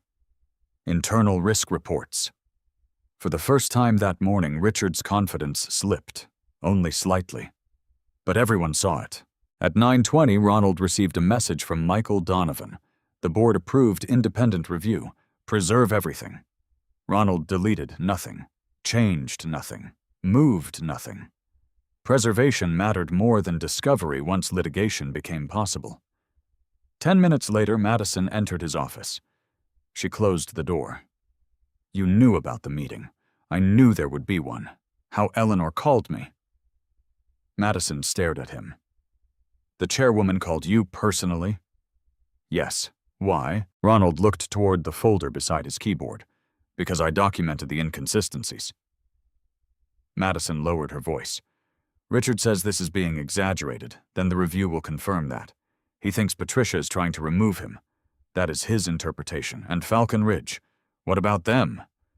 He thinks they're coordinating with someone inside the company. Ronald's expression remained neutral. Does he have evidence? You always say that. Because it matters. Madison walked closer to the desk. This company is under attack. Ronald shook his head once. Questions are not attacks. They can destroy reputations, only when the answers are worse. She stepped back, as though the sentence had struck her. For several seconds, she searched his face. Something about him felt unfamiliar, not colder, larger, more certain. She had spent years believing Ronald avoided conflict because he lacked strength. Now she wondered whether he simply chose his moments carefully. Her phone rang. Richard. She rejected the call. That surprised both of them. I need to ask you something, she said. Ronald waited. Are you helping Falcon Ridge? He did not answer immediately. A truthful answer required precision. I have followed every legal and professional obligation. That isn't what I asked. It is the answer I can give. Madison's eyes narrowed. You're hiding something. Ronald looked at her calmly. We all choose what we reveal. She understood the reference, the late dinners, the gifts, the conversations with Richard. Her face tightened. This isn't about us. No, it stopped being about us when you filed the petition. Madison looked away. For once she had no defense prepared. She left without another word. At noon, Michael Donovan arrived at the DuPage County Family Court carrying 2 document cases. The divorce settlement conference had been scheduled weeks earlier. Madison's attorney expected a short meeting. The marital home was worth approximately $740,000. Retirement accounts totaled less than $500,000. Joint savings amounted to $186,000. Ronald's visible salary was comfortable but ordinary. From Madison's perspective, the numbers were simple. She asked to keep her BMW personal investments and executive compensation. Ronald could keep the Honda his retirement account and half the home equity. Her attorney, Rebecca Lowe, presented the proposal confidently. We believe this division is fair and efficient. Michael read the summary, then looked at Ronald. Ronald nodded. Michael placed a sealed disclosure packet on the table. There is one additional matter. Rebecca glanced at the packet. What is that Mr. Sanchez's separate property disclosure? Madison looked toward Ronald. Separate property, Michael continued. The assets predate certain marital claims and are held through legally structured trusts and investment entities. Rebecca's confidence faded. How significant are these assets? Michael did not answer directly. The complete valuation is contained in the sealed filing submitted to the court. Madison reached toward the packet. Rebecca stopped her. Let me review it first. The room fell silent as she opened the documents. Her eyes moved across the first page, then the second. By the third, her expression had changed entirely. Falcon Ridge Capital appeared nowhere in the public heading. Instead, the filing listed several trusts: Sierra North Holdings, Ridge Strategic Partners, Sanchez Family Investment Trust, combined estimated value more than $1.8 billion. Madison stared at the number, then looked at Ronald. That can't be right. Ronald said nothing. Rebecca read further. The holdings had been established before the most recent years of the marriage. Many were protected by agreements Madison had signed without reading closely. Years earlier, she had considered them routine investment paperwork. Now every forgotten signature returned with weight. You're a billionaire? She asked. Ronald's answer remained quiet. Asset values change. That isn't an answer. It is the accurate one. Madison pushed back from the table. For 12 years, she had believed she understood her husband's life, his salary, his car, his habits, his limits. Now a sealed legal disclosure suggested she had never known the size of the world he had built. Rebecca regained her composure. "We need additional time." Michael nodded. "That is reasonable." Madison looked from the papers to Ronald. "Why didn't you tell me I did?" "No, you didn't. I told you I was building private investment partnerships. You never said this. You never asked." The sentence carried no anger. That made it worse. Madison remembered every time she had dismissed his late-night research. Every time she had laughed about his old car. Every time she had compared him to Richard. She had mistaken silence for emptiness, privacy for failure, patience for weakness. The conference ended without settlement. Outside the courthouse, Madison stood alone on the stone steps as Ronald and Michael walked toward the parking garage. Her phone rang again. Richard. This time she answered. His voice came quickly. "The board has hired outside investigators." Madison barely heard him. Her eyes remained fixed on Ronald's Honda as it exited the garage. Richard continued, "I need to know who gave them those records." Madison looked down at the sealed disclosure still trembling slightly in her hand. For the first time, she considered a possibility that seemed impossible only an hour earlier. The quiet man driving away might not simply know Falcon Ridge, he might be Falcon Ridge. By Friday morning, Apex Dynamics had become two companies. The first still existed in public. Its website displayed smiling employees, modern factories, and Richard Whitmore speaking beneath the words, "Building America's Future." Its stock continued trading. Its sales teams continued making calls. Its factories continued producing components. The second company existed behind closed doors. That company ran on subpoenas, preservation notices outside counsel, and frightened executives. Ronald Sanchez understood the difference better than most. Public confidence moved quickly. Internal truth moved slowly. But truth rarely stopped once the process began. At 8:10 a.m., a formal document preservation notice reached every senior officer and financial department. No emails could be deleted, no invoices destroyed, no vendor files altered, no personal devices containing company business could be wiped. The notice came from Morrison Hale, the independent law firm hired by the board. Richard Whitmore's name did not appear on it. Eleanor Carter's did. That detail spread through headquarters within minutes. The board had taken control of the investigation. At 8:30, Ronald received a private call from Patricia Monroe. "We need your original analysis. It has been preserved. Not the summary. The source files." "Yes." "Who will receive them?" "Outside counsel only." Ronald looked through his office glass wall. Two executives stood near the elevator speaking with company security. "I'll provide a clean chain of custody." Patricia paused. "You've done this before. I've reviewed distressed companies. That isn't what I meant." Ronald said nothing. Patricia continued. "You knew exactly how these documents would be challenged. Evidence without procedure becomes argument. Agreed." She gave him the secure transfer instructions. Before ending the call, she added one question. "Mr. Sanchez is Falcon Ridge, planning to increase its position." Ronald's expression remained still. "That is not something I can discuss in my role as an employee." Patricia noticed the precision. "So you won't deny a connection. I won't make an improper statement." The line went quiet. Then Patricia gave a soft, humorless laugh. "I'm beginning to understand why Richard underestimated you." Ronald ended the call and prepared the files. Every original contract received an index number.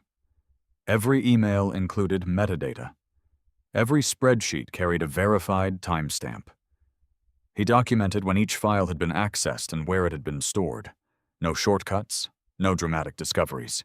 Only a trail that another professional could follow without trusting him personally. That was the difference between proof and persuasion. At 10:00, Richard convened an executive meeting. Ronald was not included. Madison was.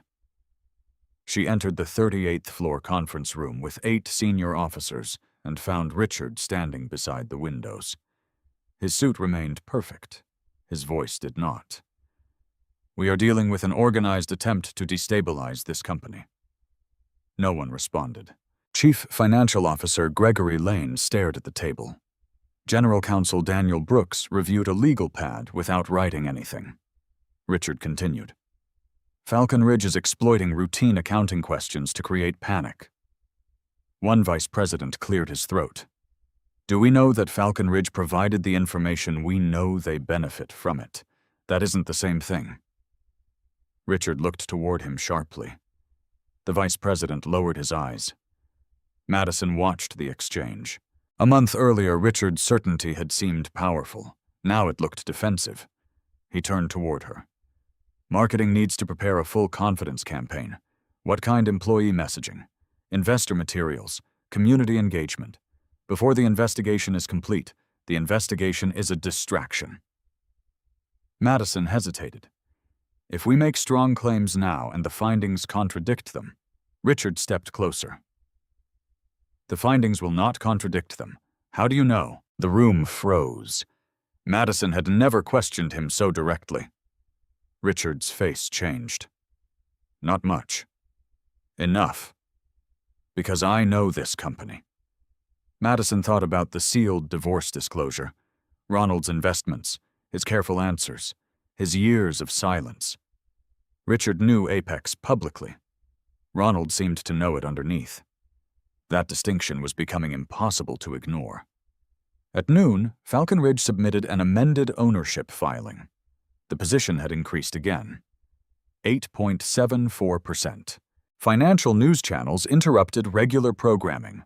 Apex Dynamics shares rose briefly on takeover speculation, then fell when analysts discussed the board investigation. By 12:20, the stock had moved more than 11% in both directions. Employees gathered beneath the lobby screens. Someone read the filing aloud. Falcon Ridge says it may seek discussions regarding governance board composition, strategic alternatives, and shareholder value. Another employee whispered, "That sounds like a takeover." Ronald passed behind them carrying his lunch. Nobody looked at him. His phone vibrated. "Benjamin? 2 more funds called. Selling one is willing to sell. The other wants to vote with us. At what price? Reasonable. Define reasonable." Benjamin gave the figures. Ronald mentally calculated the premium. Accept the voting agreement. And the shares.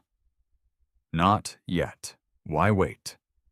The board investigation needs independence. Benjamin understood. If we buy too aggressively, Richard claims the investigation is investor-controlled. Exactly. You're giving them room. I'm giving the process credibility. Falcon Ridge could have moved faster. Ronald refused. Control gained through pressure might win a vote. Control gained through facts would survive one. That afternoon, outside, investigators began interviews. Procurement officers entered conference rooms carrying laptops. Plant managers joined encrypted video calls. Accounting staff provided passwords to archived systems. At 3:40, investigators asked Ronald to appear. 2 attorneys and a forensic accountant waited inside. The lead attorney introduced herself as Laura Mitchell. "This interview is being conducted on behalf of the independent directors. I understand. You are not personally represented by us." "I understand." She placed a recorder on the table. "When did you first identify concerns involving maintenance reserves?" Ronald gave the exact date. "What did you do next?" He described the review. No exaggeration, no theory, only sequence. Laura showed him an internal email. "Did you receive this instruction to suspend analysis?" "Yes." "Did anyone explain why no?" "Did Richard Whitmore speak to you directly?" "Yes." "What did he say?" Ronald repeated the conversation almost word for word. The forensic accountant leaned forward. "You have an unusually strong memory. I took notes immediately afterward." "Why?" "Because the instruction involved a material risk review." Laura opened another document. "Did you provide information to journalist Emily Parker?" "Did you provide information to Falcon Ridge Capital?" Ronald paused. The question had arrived exactly as Michael Donovan predicted. I have not unlawfully disclosed confidential Apex information to any outside party. Laura studied him. That was carefully phrased. It was accurately phrased. Are you affiliated with Falcon Ridge? Ronald looked directly at her. My counsel will address any ownership or affiliation questions through the appropriate legal channel. The room became silent. The investigators did not push further. They had received enough to understand the issue was larger than an employee interview. At 5:15, Ronald returned to his office. A company-wide announcement appeared 5 minutes later. The board had established a special committee of independent directors. Patricia Monroe would lead it. Richard would have no authority over the investigation. Gregory Lane would take temporary leave. All related vendor payments were suspended. The market closed with Apex shares down 14%. At 6:00, Richard remained alone in his office. Most executives had left. Madison stood near the door. He poured himself a drink. You should go home. So should you. He laughed once. Home is where people go when they aren't fighting for something. Madison looked at him carefully. Did you know about Charles? Richard stopped pouring. My brother has many investments. That wasn't my question. He set down the bottle. You're letting Ronald get inside your head. Madison felt a cold realization. She had not mentioned Ronald. Richard had. Why would Ronald matter? Richard turned toward the window. He doesn't. The answer came too quickly. Madison left without saying goodbye. Across town, Ronald entered Falcon Ridge's conference room. Benjamin and Michael were waiting. A new ownership map covered the wall. Falcon Ridge controlled 8.74%. Friendly institutions controlled another 7.2%. Several undecided shareholders had requested meetings. Benjamin pointed toward the combined total. We're approaching effective influence, not control. Not yet. Michael placed a legal notice on the table. The board has announced a special shareholder meeting. Ronald read the date. 21 days away. Agenda board composition. Governance reforms. Strategic alternatives. Benjamin smiled. This is the opening. Ronald looked at the list of shareholders. No? What is it? The test? Michael handed him one final envelope. Inside was a formal request from Eleanor Carter. Falcon Ridge Capital was invited to present its plans directly to the board. For the first time, the company was no longer asking who the invisible investor was. It was demanding that the investor step forward. Ronald closed the envelope. Benjamin watched him carefully. You can't stay hidden after this. Ronald looked through the dark windows toward downtown Chicago. I know. 21 days remained before the shareholder meeting. 21 days before Richard Whitmore learned who had been buying his company. And 21 days before Madison discovered that her quiet husband had never been standing beneath the CEO. He had been preparing to replace him. Ronald Sanchez accepted the board's invitation at 6:14 the next morning. His reply contained 3 sentences. Falcon Ridge Capital would attend. Its presentation would address governance, capital, allocation, operational stability, and long-term shareholder value. The firm's principal representative would appear in person. No name was provided. Benjamin Hayes read the response twice before sending it. They're going to assume I'm presenting. That's useful. For how long until the meeting begins? Benjamin leaned against the conference table. Richard will have investigators watching every entrance. He already does. You're still going to work, yes. You're presenting Falcon Ridge's plan to the Apex board tonight, at 7. And you're spending the day inside Apex as a risk analyst. Ronald closed the final presentation folder. My employment responsibilities remain unchanged. Benjamin laughed once. Sometimes I can't tell whether you're disciplined or completely unreasonable. They often look similar from a distance. Ronald put on his charcoal jacket, picked up his worn leather bag, and left Falcon Ridge's West Loop office before sunrise. At 7:45, he parked on level 4. A black sedan sat 2 rows away. The driver appeared to be reading a newspaper. He never turned a page. Ronald noticed him without looking directly. Richard's investigators had finally connected Ronald to something important. They simply did not know what. Ronald entered the building. The receptionist greeted him as usual. Several employees discussed the upcoming shareholder meeting near the lobby screens. A financial network displayed photographs of Eleanor Carter, Patricia Monroe, and Richard Whitmore. Falcon Ridge's logo appeared beside a dark silhouette. The caption read, "Mystery Investor Prepares Board Presentation." Ronald walked past the screen and entered the elevator. Nobody connected the silhouette to the man standing beside them. At 8:20, Richard received a confidential report from the private investigators. Falcon Ridge had no publicly listed chief executive. Benjamin Hayes appeared in several old investment filings, but only as an authorized representative. Michael Donovan acted as outside counsel. The firm's ultimate controlling person remained protected through private entities and lawful disclosure exemptions. There was one new detail. Ronald Sanchez had visited the same West Loop building multiple times. Richard stared at the surveillance photographs. Ronald entering the garage. Ronald leaving after midnight. Ronald meeting Benjamin near a private elevator. The investigator across the desk spoke carefully. "We can confirm repeated contact. Employment not officially. Ownership unconfirmed. Then what can you confirm that Mr. Sanchez has a relationship with Falcon Ridge?" Richard looked again at Ronald's photograph. The ordinary suit, the old car, the quiet expression. For years, Richard had barely considered him worth remembering. Now Ronald's face appeared in the center of an investigation involving billions of dollars. Keep following him. The investigator hesitated. "We should discuss legal boundaries. Follow him in public." "We are. I want to know where he goes tonight." The investigator closed the folder.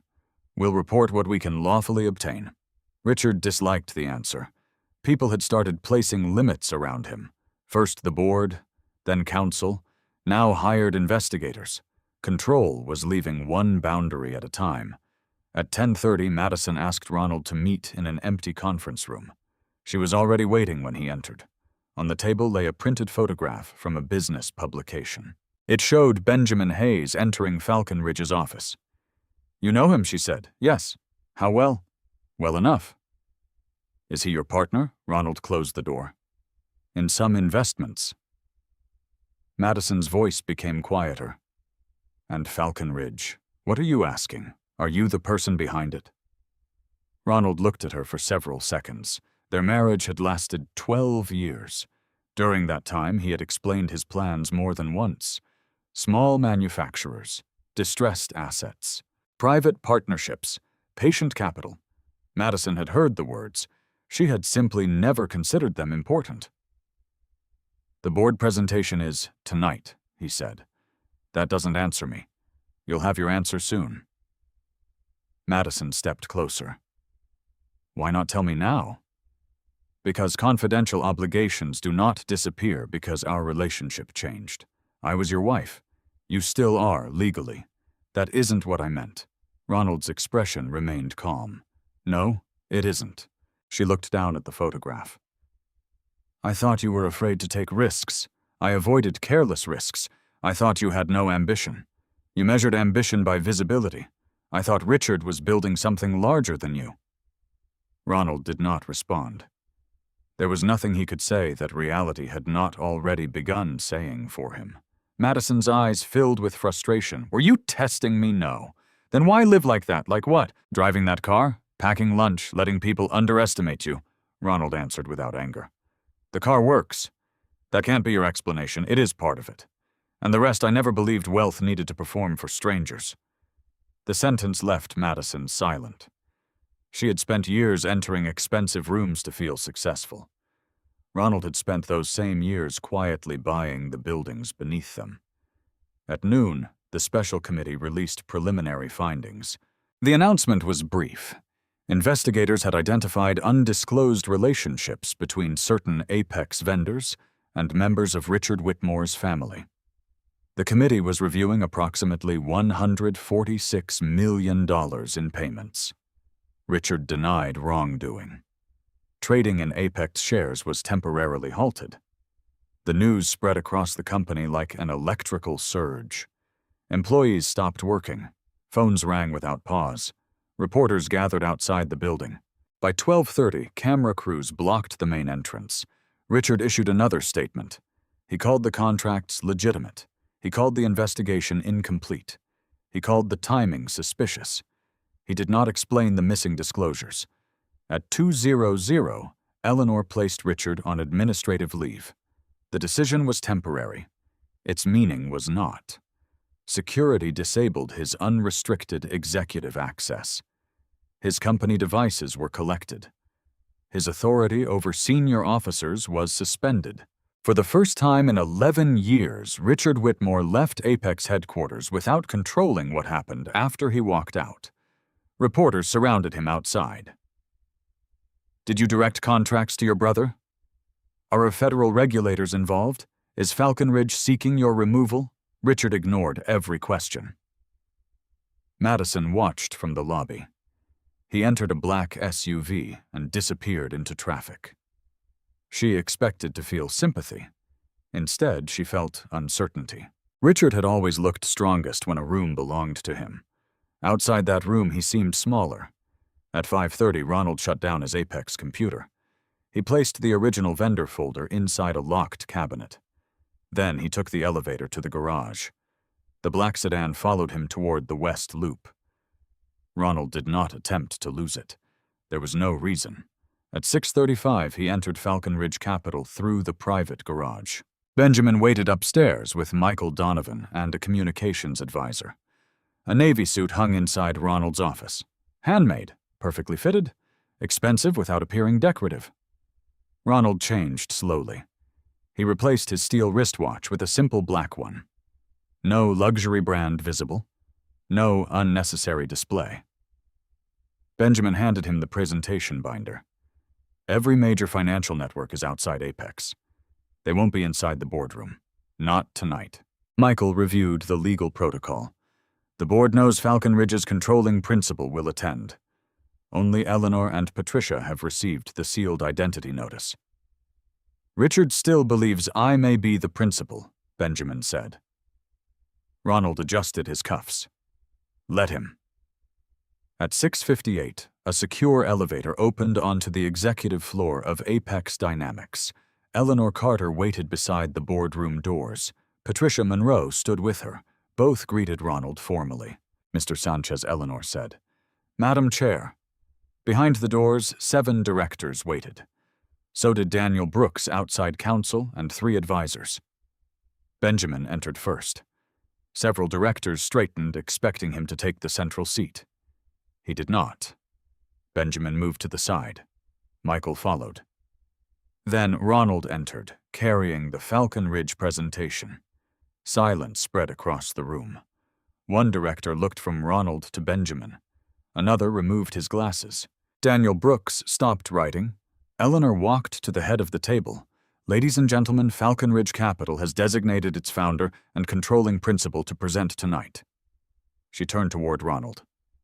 "Mr. Sanchez, the floor is yours." Ronald placed the binder beside the empty chairman's seat. At that exact moment, the boardroom doors opened again. Madison stood outside with a communications folder pressed against her chest. She had been summoned to advise on employee messaging. Her eyes found Ronald. Then the Falcon Ridge documents. Then the chairman's seat beneath his hand. Every remaining doubt disappeared. Ronald looked across the board table. His voice remained calm. For 6 years, Falcon Ridge has studied this company. He opened the first page. For 3 years, we have been preparing to save it. Madison stood frozen in the doorway, and Ronald advanced to the next slide. The title contained only 5 words: Apex Dynamics, the plan. After Richard Ronald Sanchez did not begin with Richard Whitmore's misconduct, he began with the factories. The first slide showed Apex Dynamics' 12 major manufacturing facilities across Illinois, Ohio, Michigan, Indiana, and Pennsylvania. Each location appeared beside 3 numbers: average equipment age, deferred maintenance requirement, employee count. The boardroom remained silent. Ronald advanced to the next slide. Apex needed $312 million in critical equipment investment over the next 30 months. Without it, 3 plants faced serious production interruptions. 2 major customer contracts could be lost. Nearly 2,800 jobs would become vulnerable. One director leaned forward. Management never presented numbers this high. Ronald looked toward him. Management changed the assumptions. He displayed the original maintenance projections beside the revised versions. The difference was not subtle. Expected repair costs had been reduced, useful equipment life had been extended, emergency expenses had been capitalized, reserve requirements had been lowered, the company had not become more efficient, its reports had become more convenient. Patricia Monroe turned several pages in her copy. These figures match the independent accountant's preliminary findings. They should, Ronald said. We used the same source records. Another director studied him carefully. How did Falcon Ridge gain access to internal information? Michael Donovan answered before Ronald could.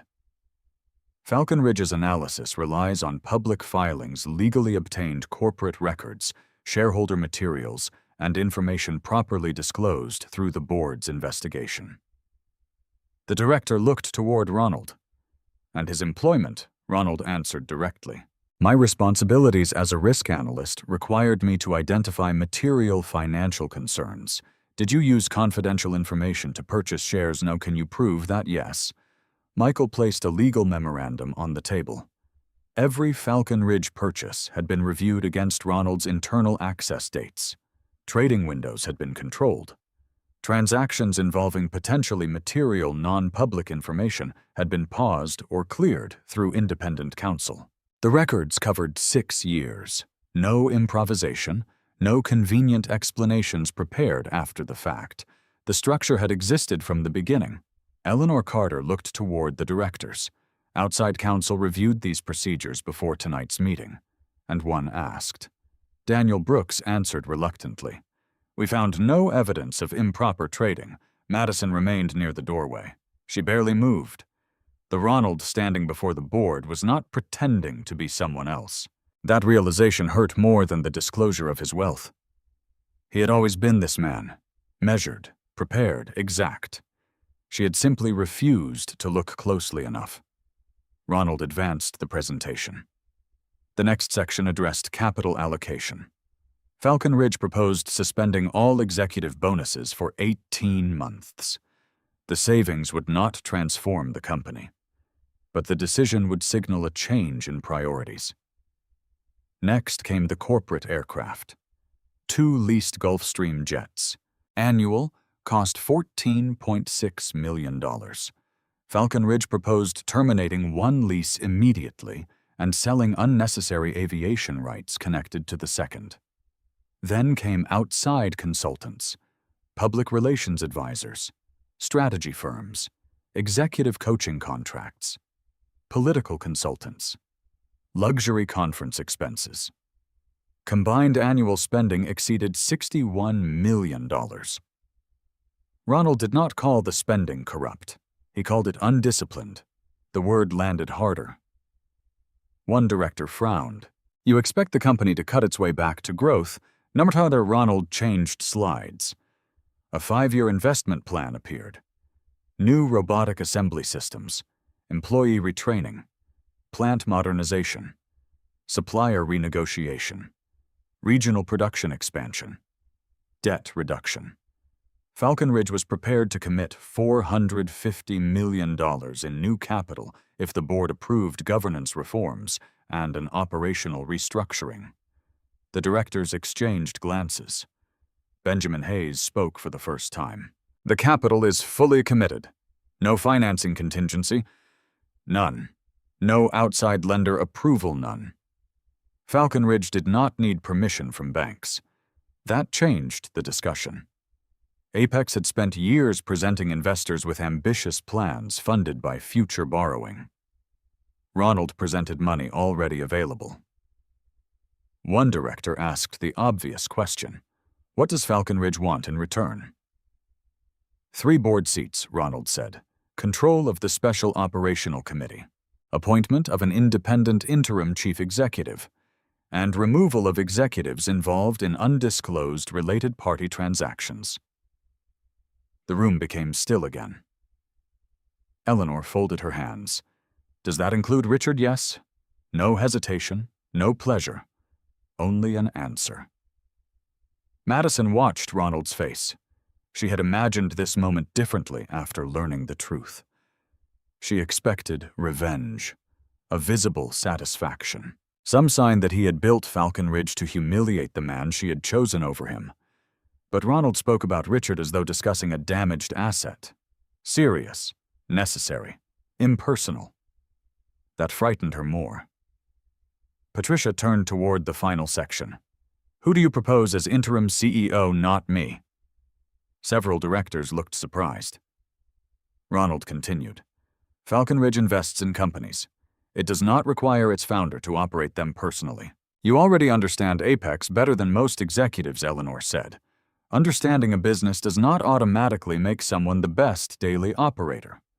Then who Ronald displayed the name. Karen Mitchell, 52, former Chief Operating Officer of North American Industrial Systems.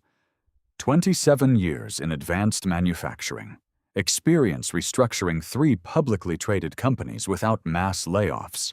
No relationship to Falcon Ridge, no relationship to Apex. Patricia reviewed the biography. She's available. She has agreed to serve if the independent directors request it. You already spoke with her 6 months ago. Madison looked down. 6 months earlier, she had complained that Ronald lacked direction. At the same time, he had been interviewing possible leaders for a company he did not yet control. The presentation ended after 73 minutes. Ronald closed the binder.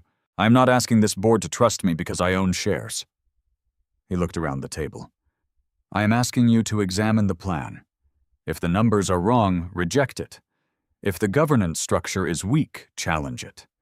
If another investor offers a better path, consider it. But do not preserve failed leadership because admitting failure feels expensive. No one spoke. Richard had built loyalty through confidence. Ronald created authority by inviting examination. Eleanor called a 15-minute recess. The directors left in small groups. Madison remained near the windows while Ronald organized the presentation materials. When they were finally alone, she approached him. So it's true. Ronald did not pretend to misunderstand. Yes. You founded Falcon Ridge? Yes. You control almost 9% of Apex. Through affiliated entities, yes. You're worth more than $1 billion. On paper, Madison stared at him. You went to work every day while owning all of that. I had work to do. Her voice tightened. You let me believe you were ordinary. I am ordinary. No, Ronald. She shook her head. You knew what I meant. He placed the final document into his leather case. I knew what you valued. The sentence silenced her. Madison looked toward the boardroom doors. Did you buy Apex because of Richard? No. Because of me? No. Then why? Because the company was valuable, badly governed, and fixable. Nothing in his answer belonged to her. That was the part she could not accept. You really don't care what happened between us? Ronald looked at her. For the first time that evening, something personal entered his expression. Not anger. Grief that had already finished becoming distance. I cared for 12 years. Madison's eyes lowered. Before she could answer, Eleanor returned. The board is ready. The directors resumed their seats. A formal vote began. First, to accept Falcon Ridge's capital proposal for final negotiation. 7 votes in favor. 2 opposed. Second, to nominate 3 new independent directors supported by Falcon Ridge. 6 votes in favor, 3 opposed.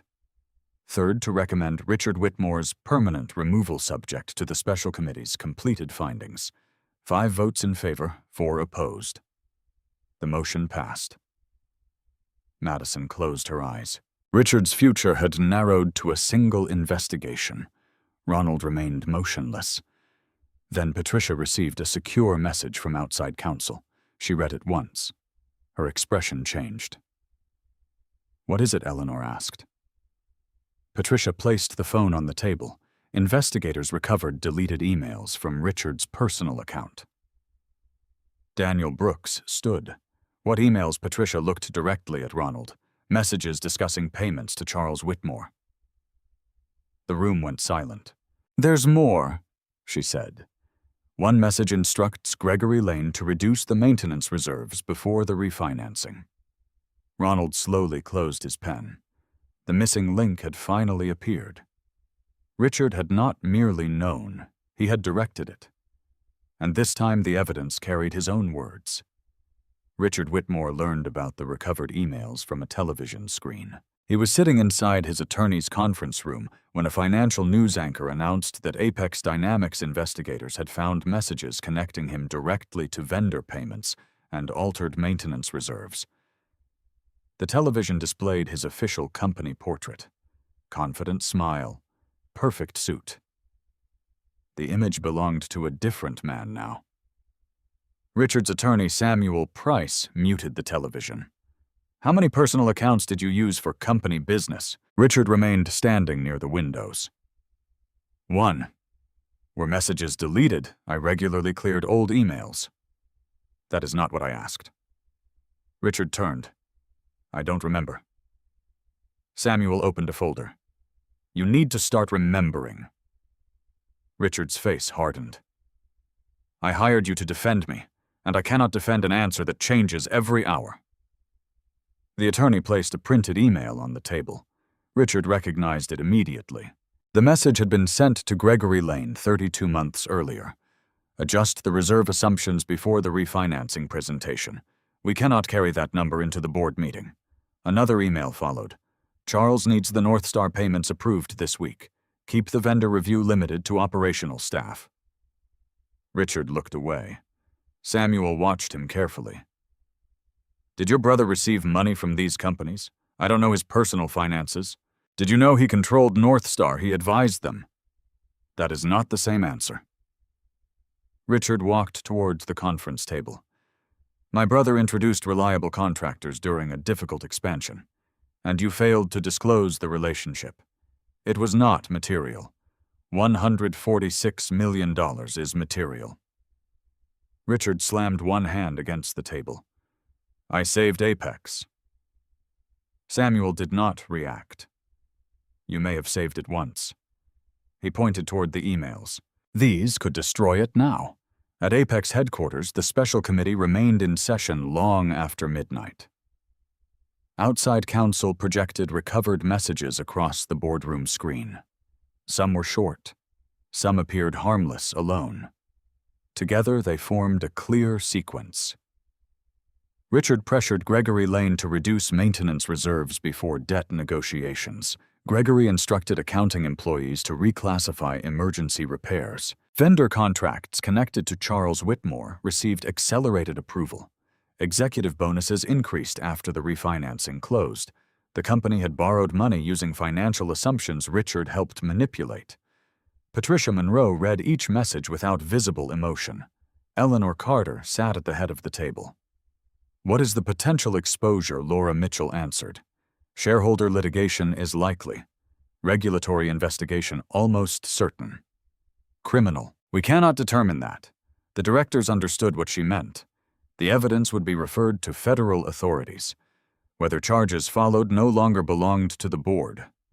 Ronald sat beside Michael Donovan at the far end of the room. He had no desire to speak unless asked. The company now needed independent judgment more than investor pressure. One director turned toward him. Does Falcon Ridge still intend to provide $450 million? Yes. Even after this, the operational value remains. The stock may collapse when trading resumes, Price and value are not the same.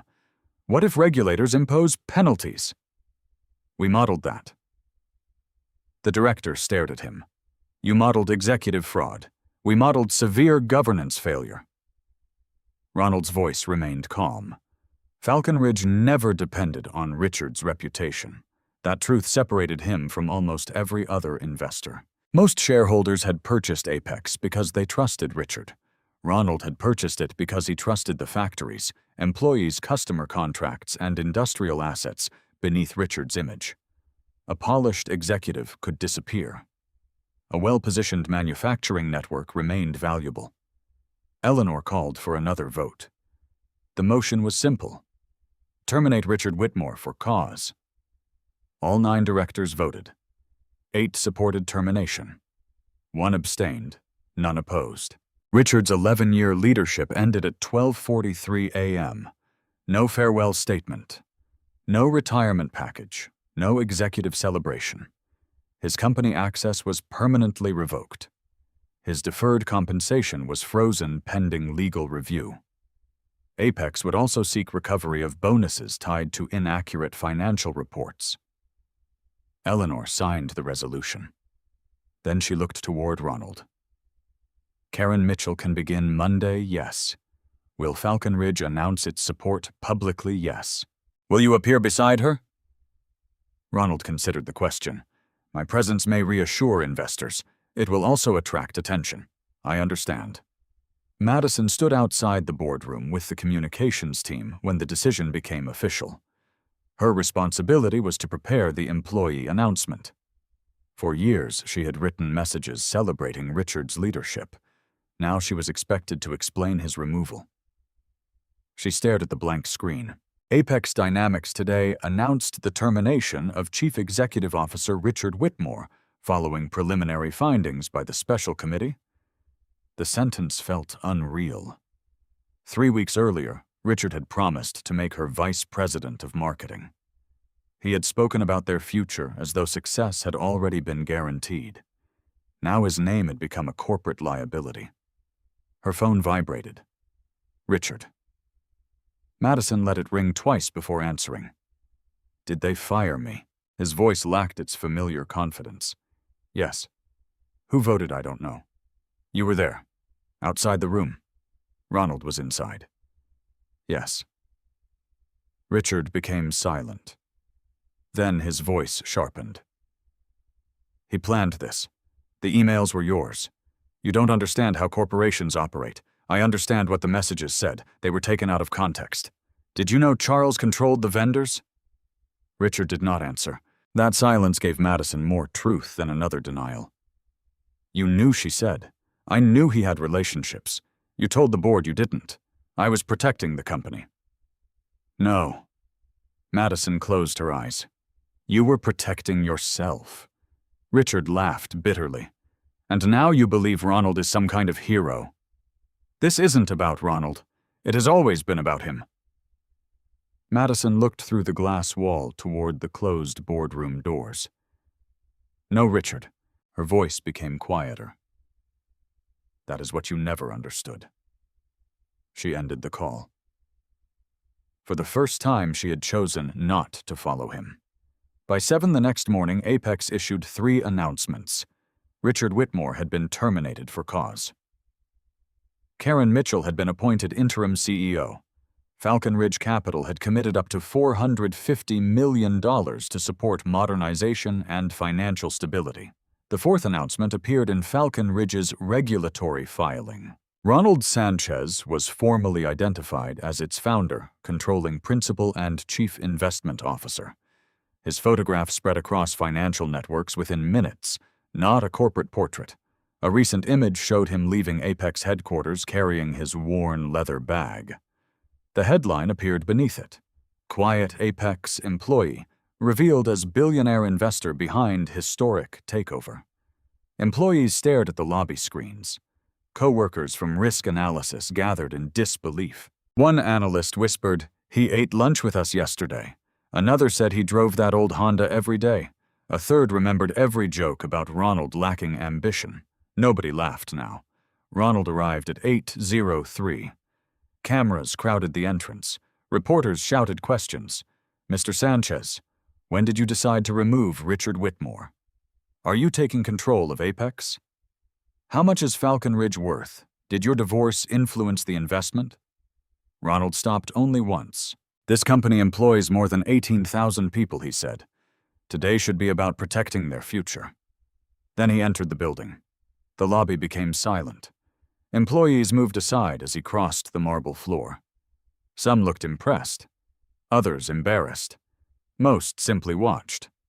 Ronald pressed the elevator button. Madison approached before the doors opened. "You could have entered through the private garage." "Yes. Why didn't you?" "Because I have never been ashamed of walking through this lobby." The doors opened. She stepped inside beside him. Neither spoke as the elevator climbed. At the 23rd floor, Ronald prepared to exit. Madison touched his arm. "I'm sorry." He looked toward her hand. She released him. "For Richard," he asked. "For not seeing you." Ronald held her gaze. "You saw me."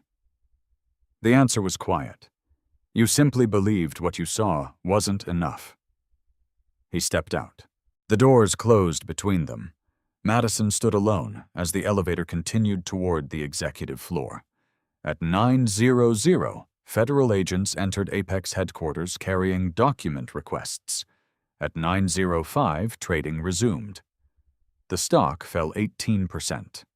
Then Falcon Ridge announced its full capital commitment. By noon, the shares had recovered almost half the loss. Richard watched the price movement from his attorney's office. His phone rang. This time the caller was not a reporter. It was the United States Attorney's Office, and they wanted him to appear for an interview. Richard Whitmore entered the United States Attorney's Office through a private underground entrance. His attorneys had requested discretion. Federal prosecutors offered procedure instead. Security officers collected his phone. A receptionist recorded his arrival. 2 agents escorted him into a windowless interview room containing a rectangular table, 4 chairs, and a digital recorder. Nothing in the room cared who he had been. No corporate portraits, no executive assistants, no employees waiting for instructions. Only questions. Samuel Price sat beside him. Across the table were Assistant United States Attorney Helen Walsh and Special Agent Marcus Bell. Helen opened a folder. "This is a voluntary interview." Richard adjusted his cuffs. "I understand. You may leave at any time." "I understand. Lying to federal investigators may constitute a separate offense." Samuel placed one hand near Richard's legal pad. "My client understands." The recorder began. Helen started with North Star Industrial Solutions. Richard described it as a legitimate vendor introduced through industry contacts. Then she asked about Charles Whitmore. Richard called his brother an informal advisor. Marcus placed corporate records on the table. The documents identified Charles as a director, authorized signatory and beneficiary of entities receiving Apex payments. Richard studied the signatures. "I was not involved in those structures." Helen slid forward the recovered email. "Charles needs the North Star payments approved this week." Richard's own words sat between them. He looked toward Samuel. His attorney gave no visible reaction. Helen waited. Richard finally answered. "My brother told me delays were threatening production. Why did you instruct staff to limit the vendor review? I wanted operations moving. Why not disclose your brother's financial interest? I did not know its full extent. Did you know he would benefit?" Richard paused. The answer took too long. "Yes." The single word changed the room. Marcus wrote something. Helen continued. "How much did you receive?" "Nothing. Directly, nothing. Indirectly, no." Helen opened another file. A property company controlled by Charles had purchased a condominium in Aspen. Richard had used it 17 times over 4 years. Private aviation records showed Apex aircraft transporting him there. The property's operating expenses had been paid by one of the vendor entities. Richard leaned back. That was a family property. "Did you pay rent? No. Did you disclose the benefit nor Samuel requested a break?" The interview had lasted only 38 minutes. Outside the room, he closed the door and looked directly at Richard. "You told me there were no personal benefits. It wasn't mine. You used it. My brother owned it. A company funded by Apex vendors paid for it." Richard lowered his voice. "I never received cash. That distinction will not save you." Richard turned away. For years, people had accepted his explanations because refusing them carried consequences. Federal prosecutors had no reason to protect his confidence. Samuel continued, "If there is anything else, tell me now." Richard stared at the blank hallway wall. "There may be stock transactions." Samuel became still. "What stock transactions Charles bought Apex options before the refinancing announcement? Based on information from you, I don't know. Did you discuss the refinancing?" "He was my brother. That is not an answer." Richard said nothing. Samuel closed his eyes briefly. The interview did not resume that morning. At Apex Dynamics, Karen Mitchell began her first day as interim CEO at 6:30 a.m. She did not enter through the executive lobby. She drove directly to the Joliet manufacturing facility.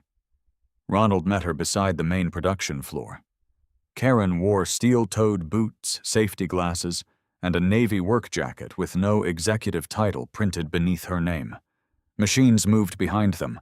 Metal components passed through automated cutting lines. Supervisors watched from marked safety zones. The plant employed more than 1,300 people. Karen shook Ronald's hand. "You were right about the vibration levels on line 4.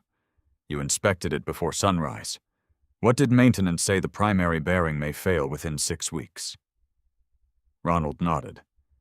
The previous reserve model assumed the line could operate another 18 months without major repair. Karen looked through the protective glass. Replacing it now costs $4.2 million. And waiting, possibly $27 million in production losses. That is why the reserve existed. Karen turned toward him. "Richard's team delayed the replacement twice." "I know. I approved it this morning. No committee presentation, no public announcement. A necessary decision based on evidence." Ronald had selected Karen because she understood that operational leadership rarely looked glamorous. It looked like replacing a bearing before it broke. They spent 3 hours walking through the plant. Workers expected speeches. Karen asked questions instead. How often did parts arrive late? Which machines required manual corrections? Why had overtime increased? Which safety reports remained unresolved? She wrote every answer herself. Ronald observed quietly. By 10 o'clock, the plant manager understood that prepared talking points would not protect weak operations. At headquarters, Madison faced a different kind of pressure. Reporters had discovered the divorce filing. Headlines connected her to Ronald and Richard. Some called her the marketing executive caught between a fallen CEO and a billionaire investor.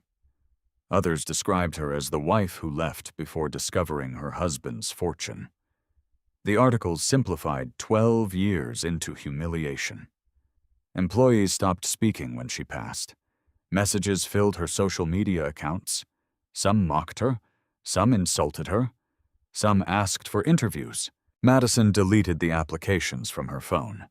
Then she entered a communications meeting and reviewed the company's employee statement. A senior manager suggested emphasizing Falcon Ridge's investment. Madison shook her head. Employees need operational facts. What facts? Plant funding, payroll stability, customer commitments. The billionaire story is driving public interest. This company is not a story about Ronald's money. The room became quiet. 3 weeks earlier, she might have used his wealth as the center of a campaign. Now she understood what he had tried to say. Visibility was not value. At noon, she sent Ronald a message. "Could we speak after work?" He replied 12 minutes later. 30 minutes. Public place. No warmth, no hostility, only boundaries. They met at a quiet cafe near the Chicago River. Ronald arrived carrying a folder from the Joliet plant. Madison had already ordered coffee. For several seconds, neither spoke. Then she placed a signed document on the table. I'm withdrawing my claim for an accelerated settlement. Ronald read the first page. Why, because I entered it without understanding the facts. Your attorney advised this. Yes. And you agree yes.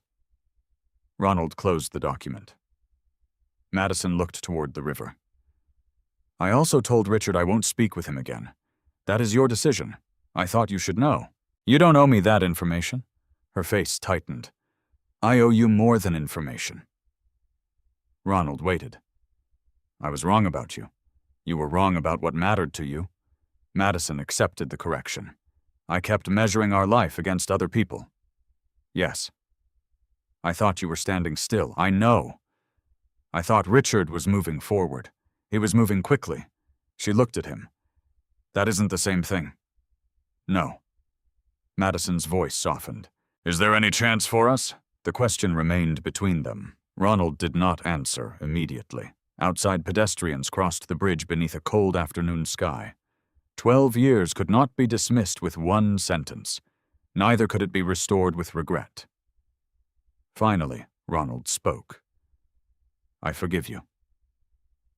Hope appeared in Madison's eyes. Then he continued, but forgiveness is not reconciliation. The hope faded. I don't understand. Yes, you do. He placed the signed document back on the table. You regret the result. That isn't fair. It may not be. His tone remained calm. But I cannot build a future by pretending the choice never happened. Madison lowered her eyes. Ronald stood. I hope you build a good life. Without you, that is what you chose. He left the cafe carrying the plant folder. Madison remained beside the untouched coffee. That evening, Benjamin called Ronald from Falcon Ridge. We received the preliminary shareholder count. How close with current commitments we control or influence 29%. And Richard's supporters 24. Undecided enough to decide everything. The shareholder meeting was 8 days away. Then Benjamin added another development. Someone approached 3 institutions with a competing proposal, who a private consortium organized this morning. Backed by Richard, we don't know yet. Ronald looked across the quiet Falcon Ridge office. Richard had lost his title. He had lost the board. He had not lost every ally. Benjamin sent the proposal. Ronald opened the first page. The consortium offered to purchase Apex, remove Falcon Ridge's nominees, and restore the previous expansion strategy. At the bottom appeared the name of its financial advisor, Charles Whitmore. Richard's brother was no longer hiding behind vendors. He was preparing to fight for the entire company. Charles Whitmore's proposal reached every major Apex shareholder before sunrise.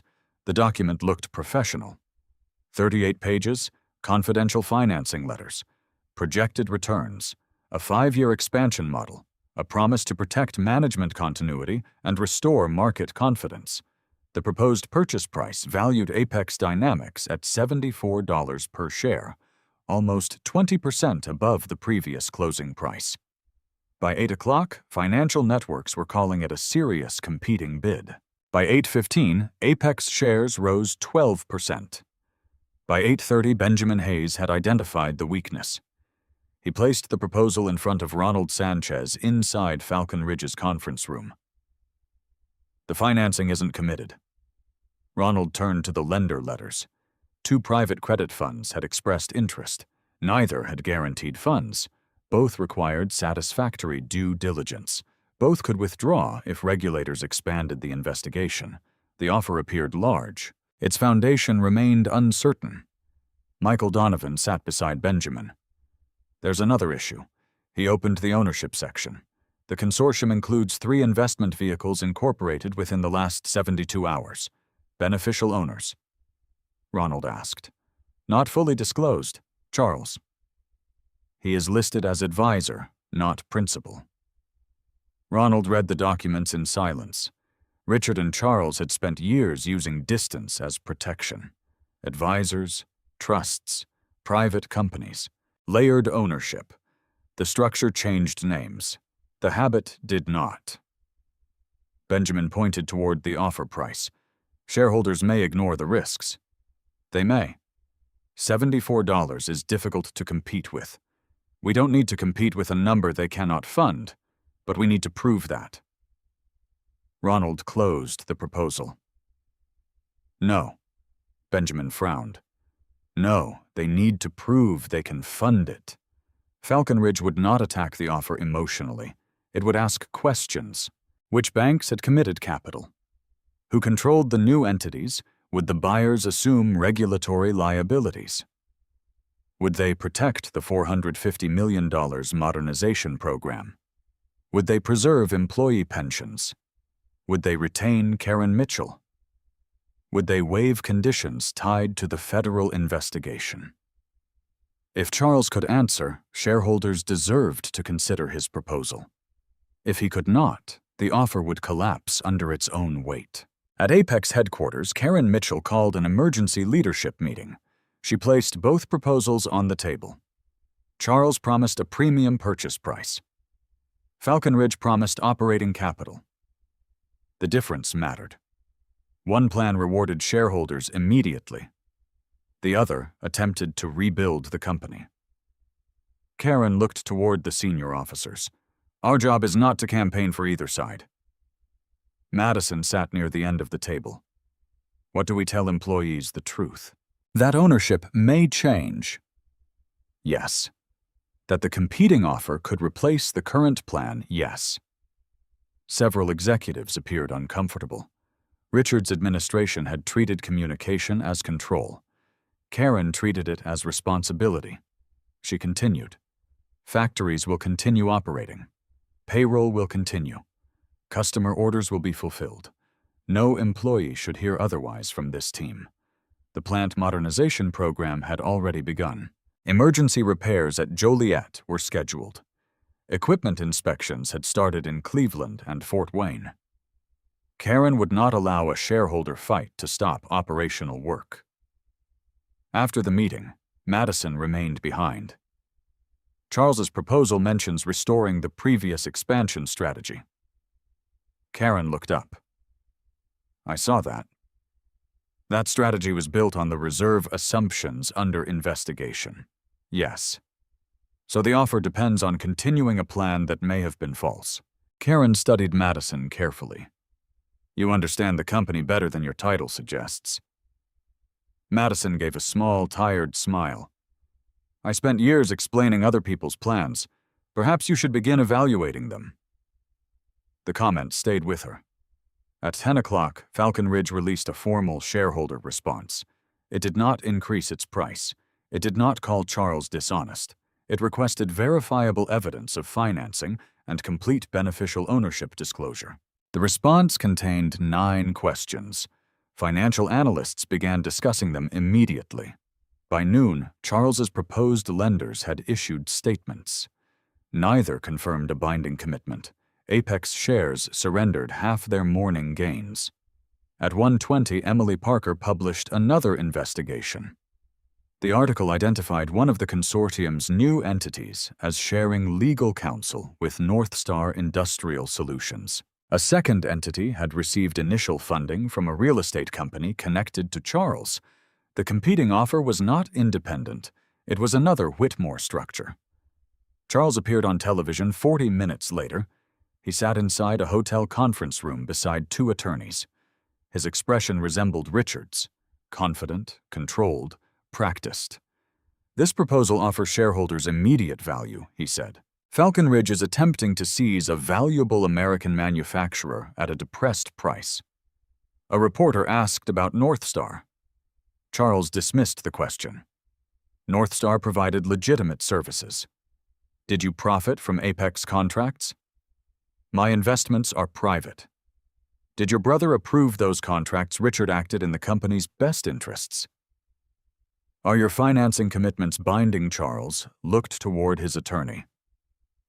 We have strong institutional support. It was not an answer. Markets noticed. So did shareholders. That afternoon, Ronald attended a meeting with 6 institutional investors. No cameras, no public statements, only portfolio managers and governance officers seated around a conference table. One manager spoke first. Charles is offering more money. He is offering a higher number, Ronald said. You don't believe it will close. I have not seen evidence that it can. What if he produces financing? Then you should evaluate it. The manager appeared surprised. You would tell shareholders to consider a competing offer. I would tell them to consider facts. Another investor leaned forward. What does Falcon Ridge gain if its nominees win influence over the restructuring? Financially, the same thing every shareholder gains if Apex recovers. No control premium, no. No management fees paid by Apex, no. No special dividend, no. The investors exchanged glances. Richard had trained markets to expect hidden incentives. Ronald presented alignment instead. A pension representative asked the most difficult question. Will you promise no plant closures? Ronald answered carefully. I will not promise what the evidence may not support. The room tightened. Then he continued. I will promise no closure will be used to create a temporary stock increase. Every facility will be reviewed on operations, customer demand, capital needs, and community impact. If a plant can be repaired, we repair it. If workers can be retrained, we retrain them. If leadership failed before employees did leadership changes first. The pension representative wrote down the sentence. By the end of the meeting, 4 institutions indicated support for Falcon Ridge. 2 remained undecided. The shareholder count moved. 36% for Falcon Ridge's nominees, 27% for the Whitmore Consortium. The rest had not committed. 5 days remained. That evening, Madison returned to the Naperville house to collect the last of her belongings. Ronald was in the home office reviewing shareholder reports. She stood at the doorway. Charles's offer is failing. It is weakening. Do you ever celebrate sometimes? When the work is finished? Madison entered slowly. The room looked almost unchanged. Financial books, labeled folders. The old photograph box remained on the lower shelf. She placed her house key on the desk. My attorney sent the revised settlement. Michael received it. I'm not asking for any Falcon Ridge assets. They were not marital property. I know. She looked around the office. I used to think this room was where you hid from life. Ronald closed the report. It was where I built one. Madison accepted the sentence. I have been offered another position. We're a manufacturing technology company in Minneapolis. Will you take it, I think so? Ronald nodded. It sounds like a clean start. She waited for something more. He offered nothing false. No invitation, no emotional rescue. Madison picked up the final box beside the door. I hope Apex wins. So do I. She left the house without looking back. Ronald remained at the desk until her car disappeared from the driveway. Then Benjamin called. We found the consortium's primary money source, who a foreign industrial group operating through a Canadian subsidiary. Condition they want Apex's defense components division sold to them after closing. Ronald stood. That division supplied specialized parts for United States military contractors. Any transfer would face national security review. Charles's financing was not merely uncertain. It depended on a transaction regulators might block. Do we have documents? Ronald asked. An executed side letter. Verified. Michael confirmed the signatures. Ronald looked at the shareholder meeting schedule. 5 days. Charles had offered investors a premium without revealing the asset sale required to finance it. Another hidden condition. Another incomplete truth. Benjamin lowered his voice. There's one more signature on the side letter. Who's Richard Whitmore? Ronald said nothing. Richard had joined the consortium while under federal investigation. He was not only fighting to regain Apex, he was preparing to sell one of its most sensitive divisions to finance his return. The final shareholder meeting began at 9 o'clock on a gray Thursday morning. Apex Dynamics rented the largest ballroom at the Chicago Lakeshore Convention Center. More than 700 shareholders, employees, reporters, and advisors filled the room. Security officers stood beside every entrance. Television cameras faced the raised stage. 3 long tables waited beneath the Apex logo. The first belonged to the current board. The second belonged to Falcon Ridge Capital. The third had been reserved for the Whitmore Consortium. Charles Whitmore arrived at 8:36, wearing a dark navy suit and an expression built for cameras. 2 attorneys walked beside him. Richard did not appear. His criminal attorney had advised him to avoid public statements. The empty seat beside Charles attracted more attention than his arrival. Ronald Sanchez entered through the main doors 6 minutes later. Benjamin Hayes and Michael Donovan followed. Reporters called his name. Ronald did not stop. He wore a charcoal suit, white shirt, and plain black tie. No visible luxury, no performance. Employees watched him cross the ballroom. Many had known him as the quiet analyst from the 23rd floor. Now institutional investors stood when he approached. Ronald greeted the board, placed his folder on the Falcon Ridge table, and sat down. At exactly 9, Eleanor Carter opened the meeting. She explained the voting procedure. Shareholders would decide whether to retain the existing directors, elect Falcon Ridge's 3 nominees, and authorize the board to continue negotiations regarding Falcon Ridge's capital plan. The Whitmore Consortium had also submitted a non-binding acquisition proposal. Charles received 20 minutes to present first. He walked to the podium with practiced confidence. Apex shareholders deserve value, he began.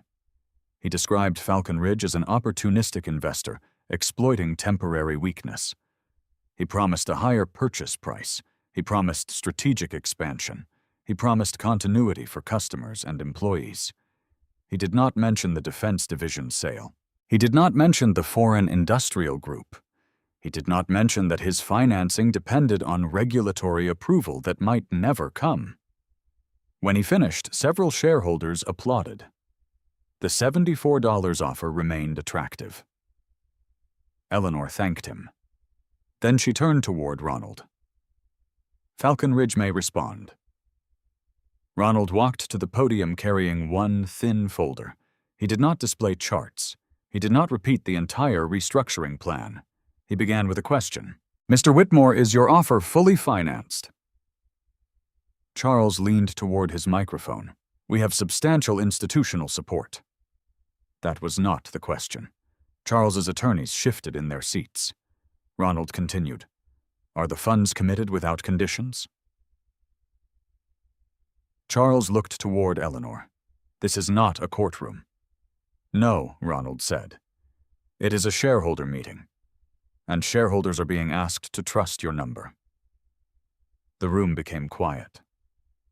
Ronald opened the folder. Your financing requires the sale of Apex's Advanced Defense Components division within 90 days of closing. Charles's face changed, only slightly. Enough for the cameras. Ronald held up the verified side letter. The proposed buyer is a foreign industrial group operating through a Canadian subsidiary. Voices moved through the ballroom. Charles stood. That document is confidential. You are not denying it.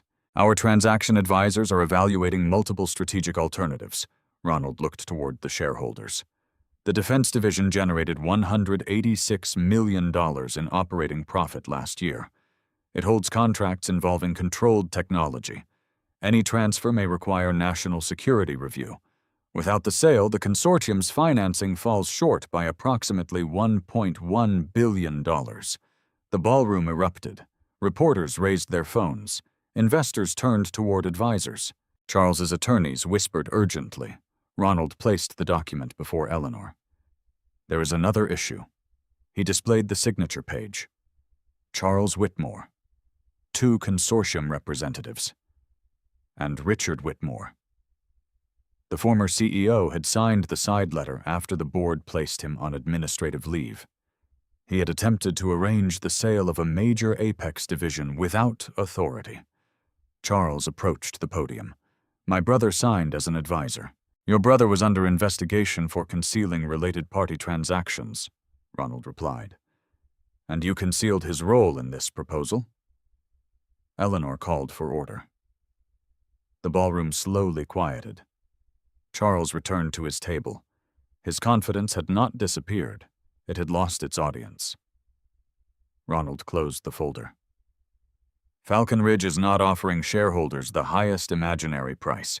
We are offering committed capital, no hidden asset sale, no financing dependent on undisclosed conditions, no return to the leadership that created this crisis. He looked toward the employees seated near the center of the ballroom. Apex does not need another promise designed for a presentation.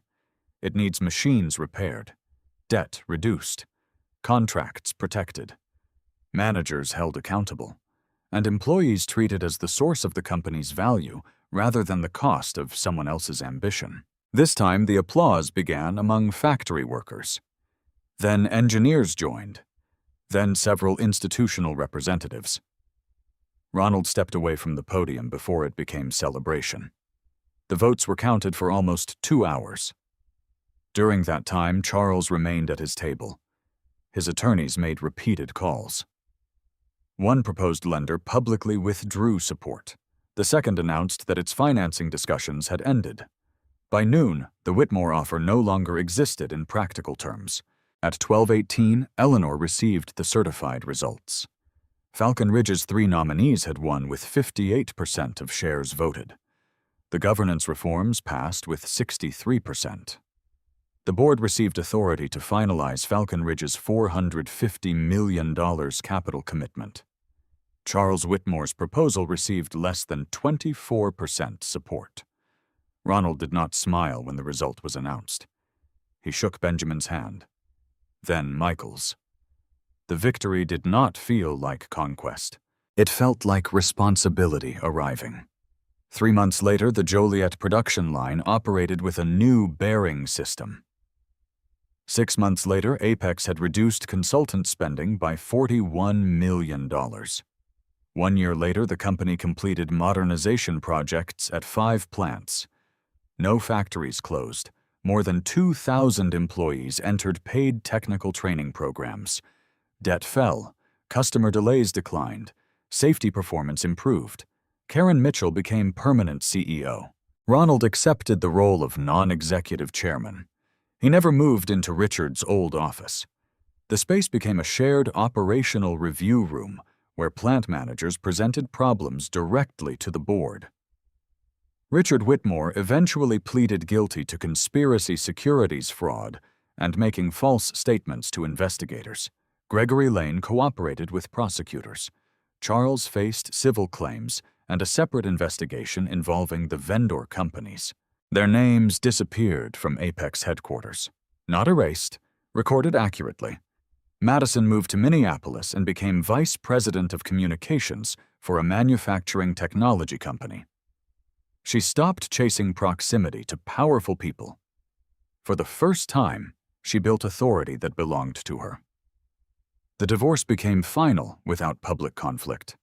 She and Ronald spoke only once afterward. She called to congratulate him on Apex's first profitable year after the restructuring. "I saw the earnings report," she said. "The factories are doing well." "They are. You did what you said you would. We had good people." Madison paused. "I hope you're happy." Ronald looked through the boardroom windows toward the Chicago River. "I'm at peace." It was not the answer she wanted. It was the truth. After the call, Ronald placed his phone beside a stack of plant investment proposals. His old Honda remained in the garage below. His lunch waited inside the small refrigerator near his office. Outside, employees crossed the lobby beneath a new company statement, built through discipline, sustained through trust. Years earlier, Madison had chosen the man who looked powerful.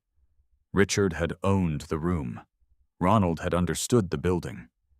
In the end, one lost everything protecting an image. The other gained control without ever needing to announce his strength. Ronald opened the next proposal. A factory in Pennsylvania needed new equipment. 400 jobs depended on the decision. He picked up his pen. There was still work to do.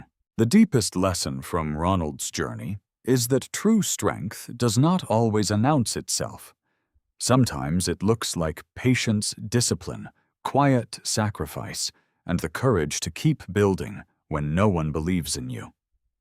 People may judge your worth by your clothes, your car, your title, or how loudly you speak, but none of those things define your real value. What matters is the character you protect when no one is watching the work you continue, when no one is applauding, and the truth you refuse to compromise, even when dishonesty seems more rewarding. Ronald also reminds us that forgiveness does not mean returning to the place that broke us. We can release anger without reopening the same door. We can wish someone well while still choosing peace, dignity, and a new beginning. Not every loss is meant to be reversed. Some losses teach us who we are, what we deserve, and what we must never abandon again. So never mistake silence for weakness, simplicity for failure, or patience for a lack of ambition. Your season of being underestimated may be the very season in which you are becoming unstoppable. What lesson from Ronald's story touched you the most? Share your thoughts in the comments. And if you enjoy emotional stories filled with powerful life lessons, subscribe to the channel and join us for the next unforgettable journey.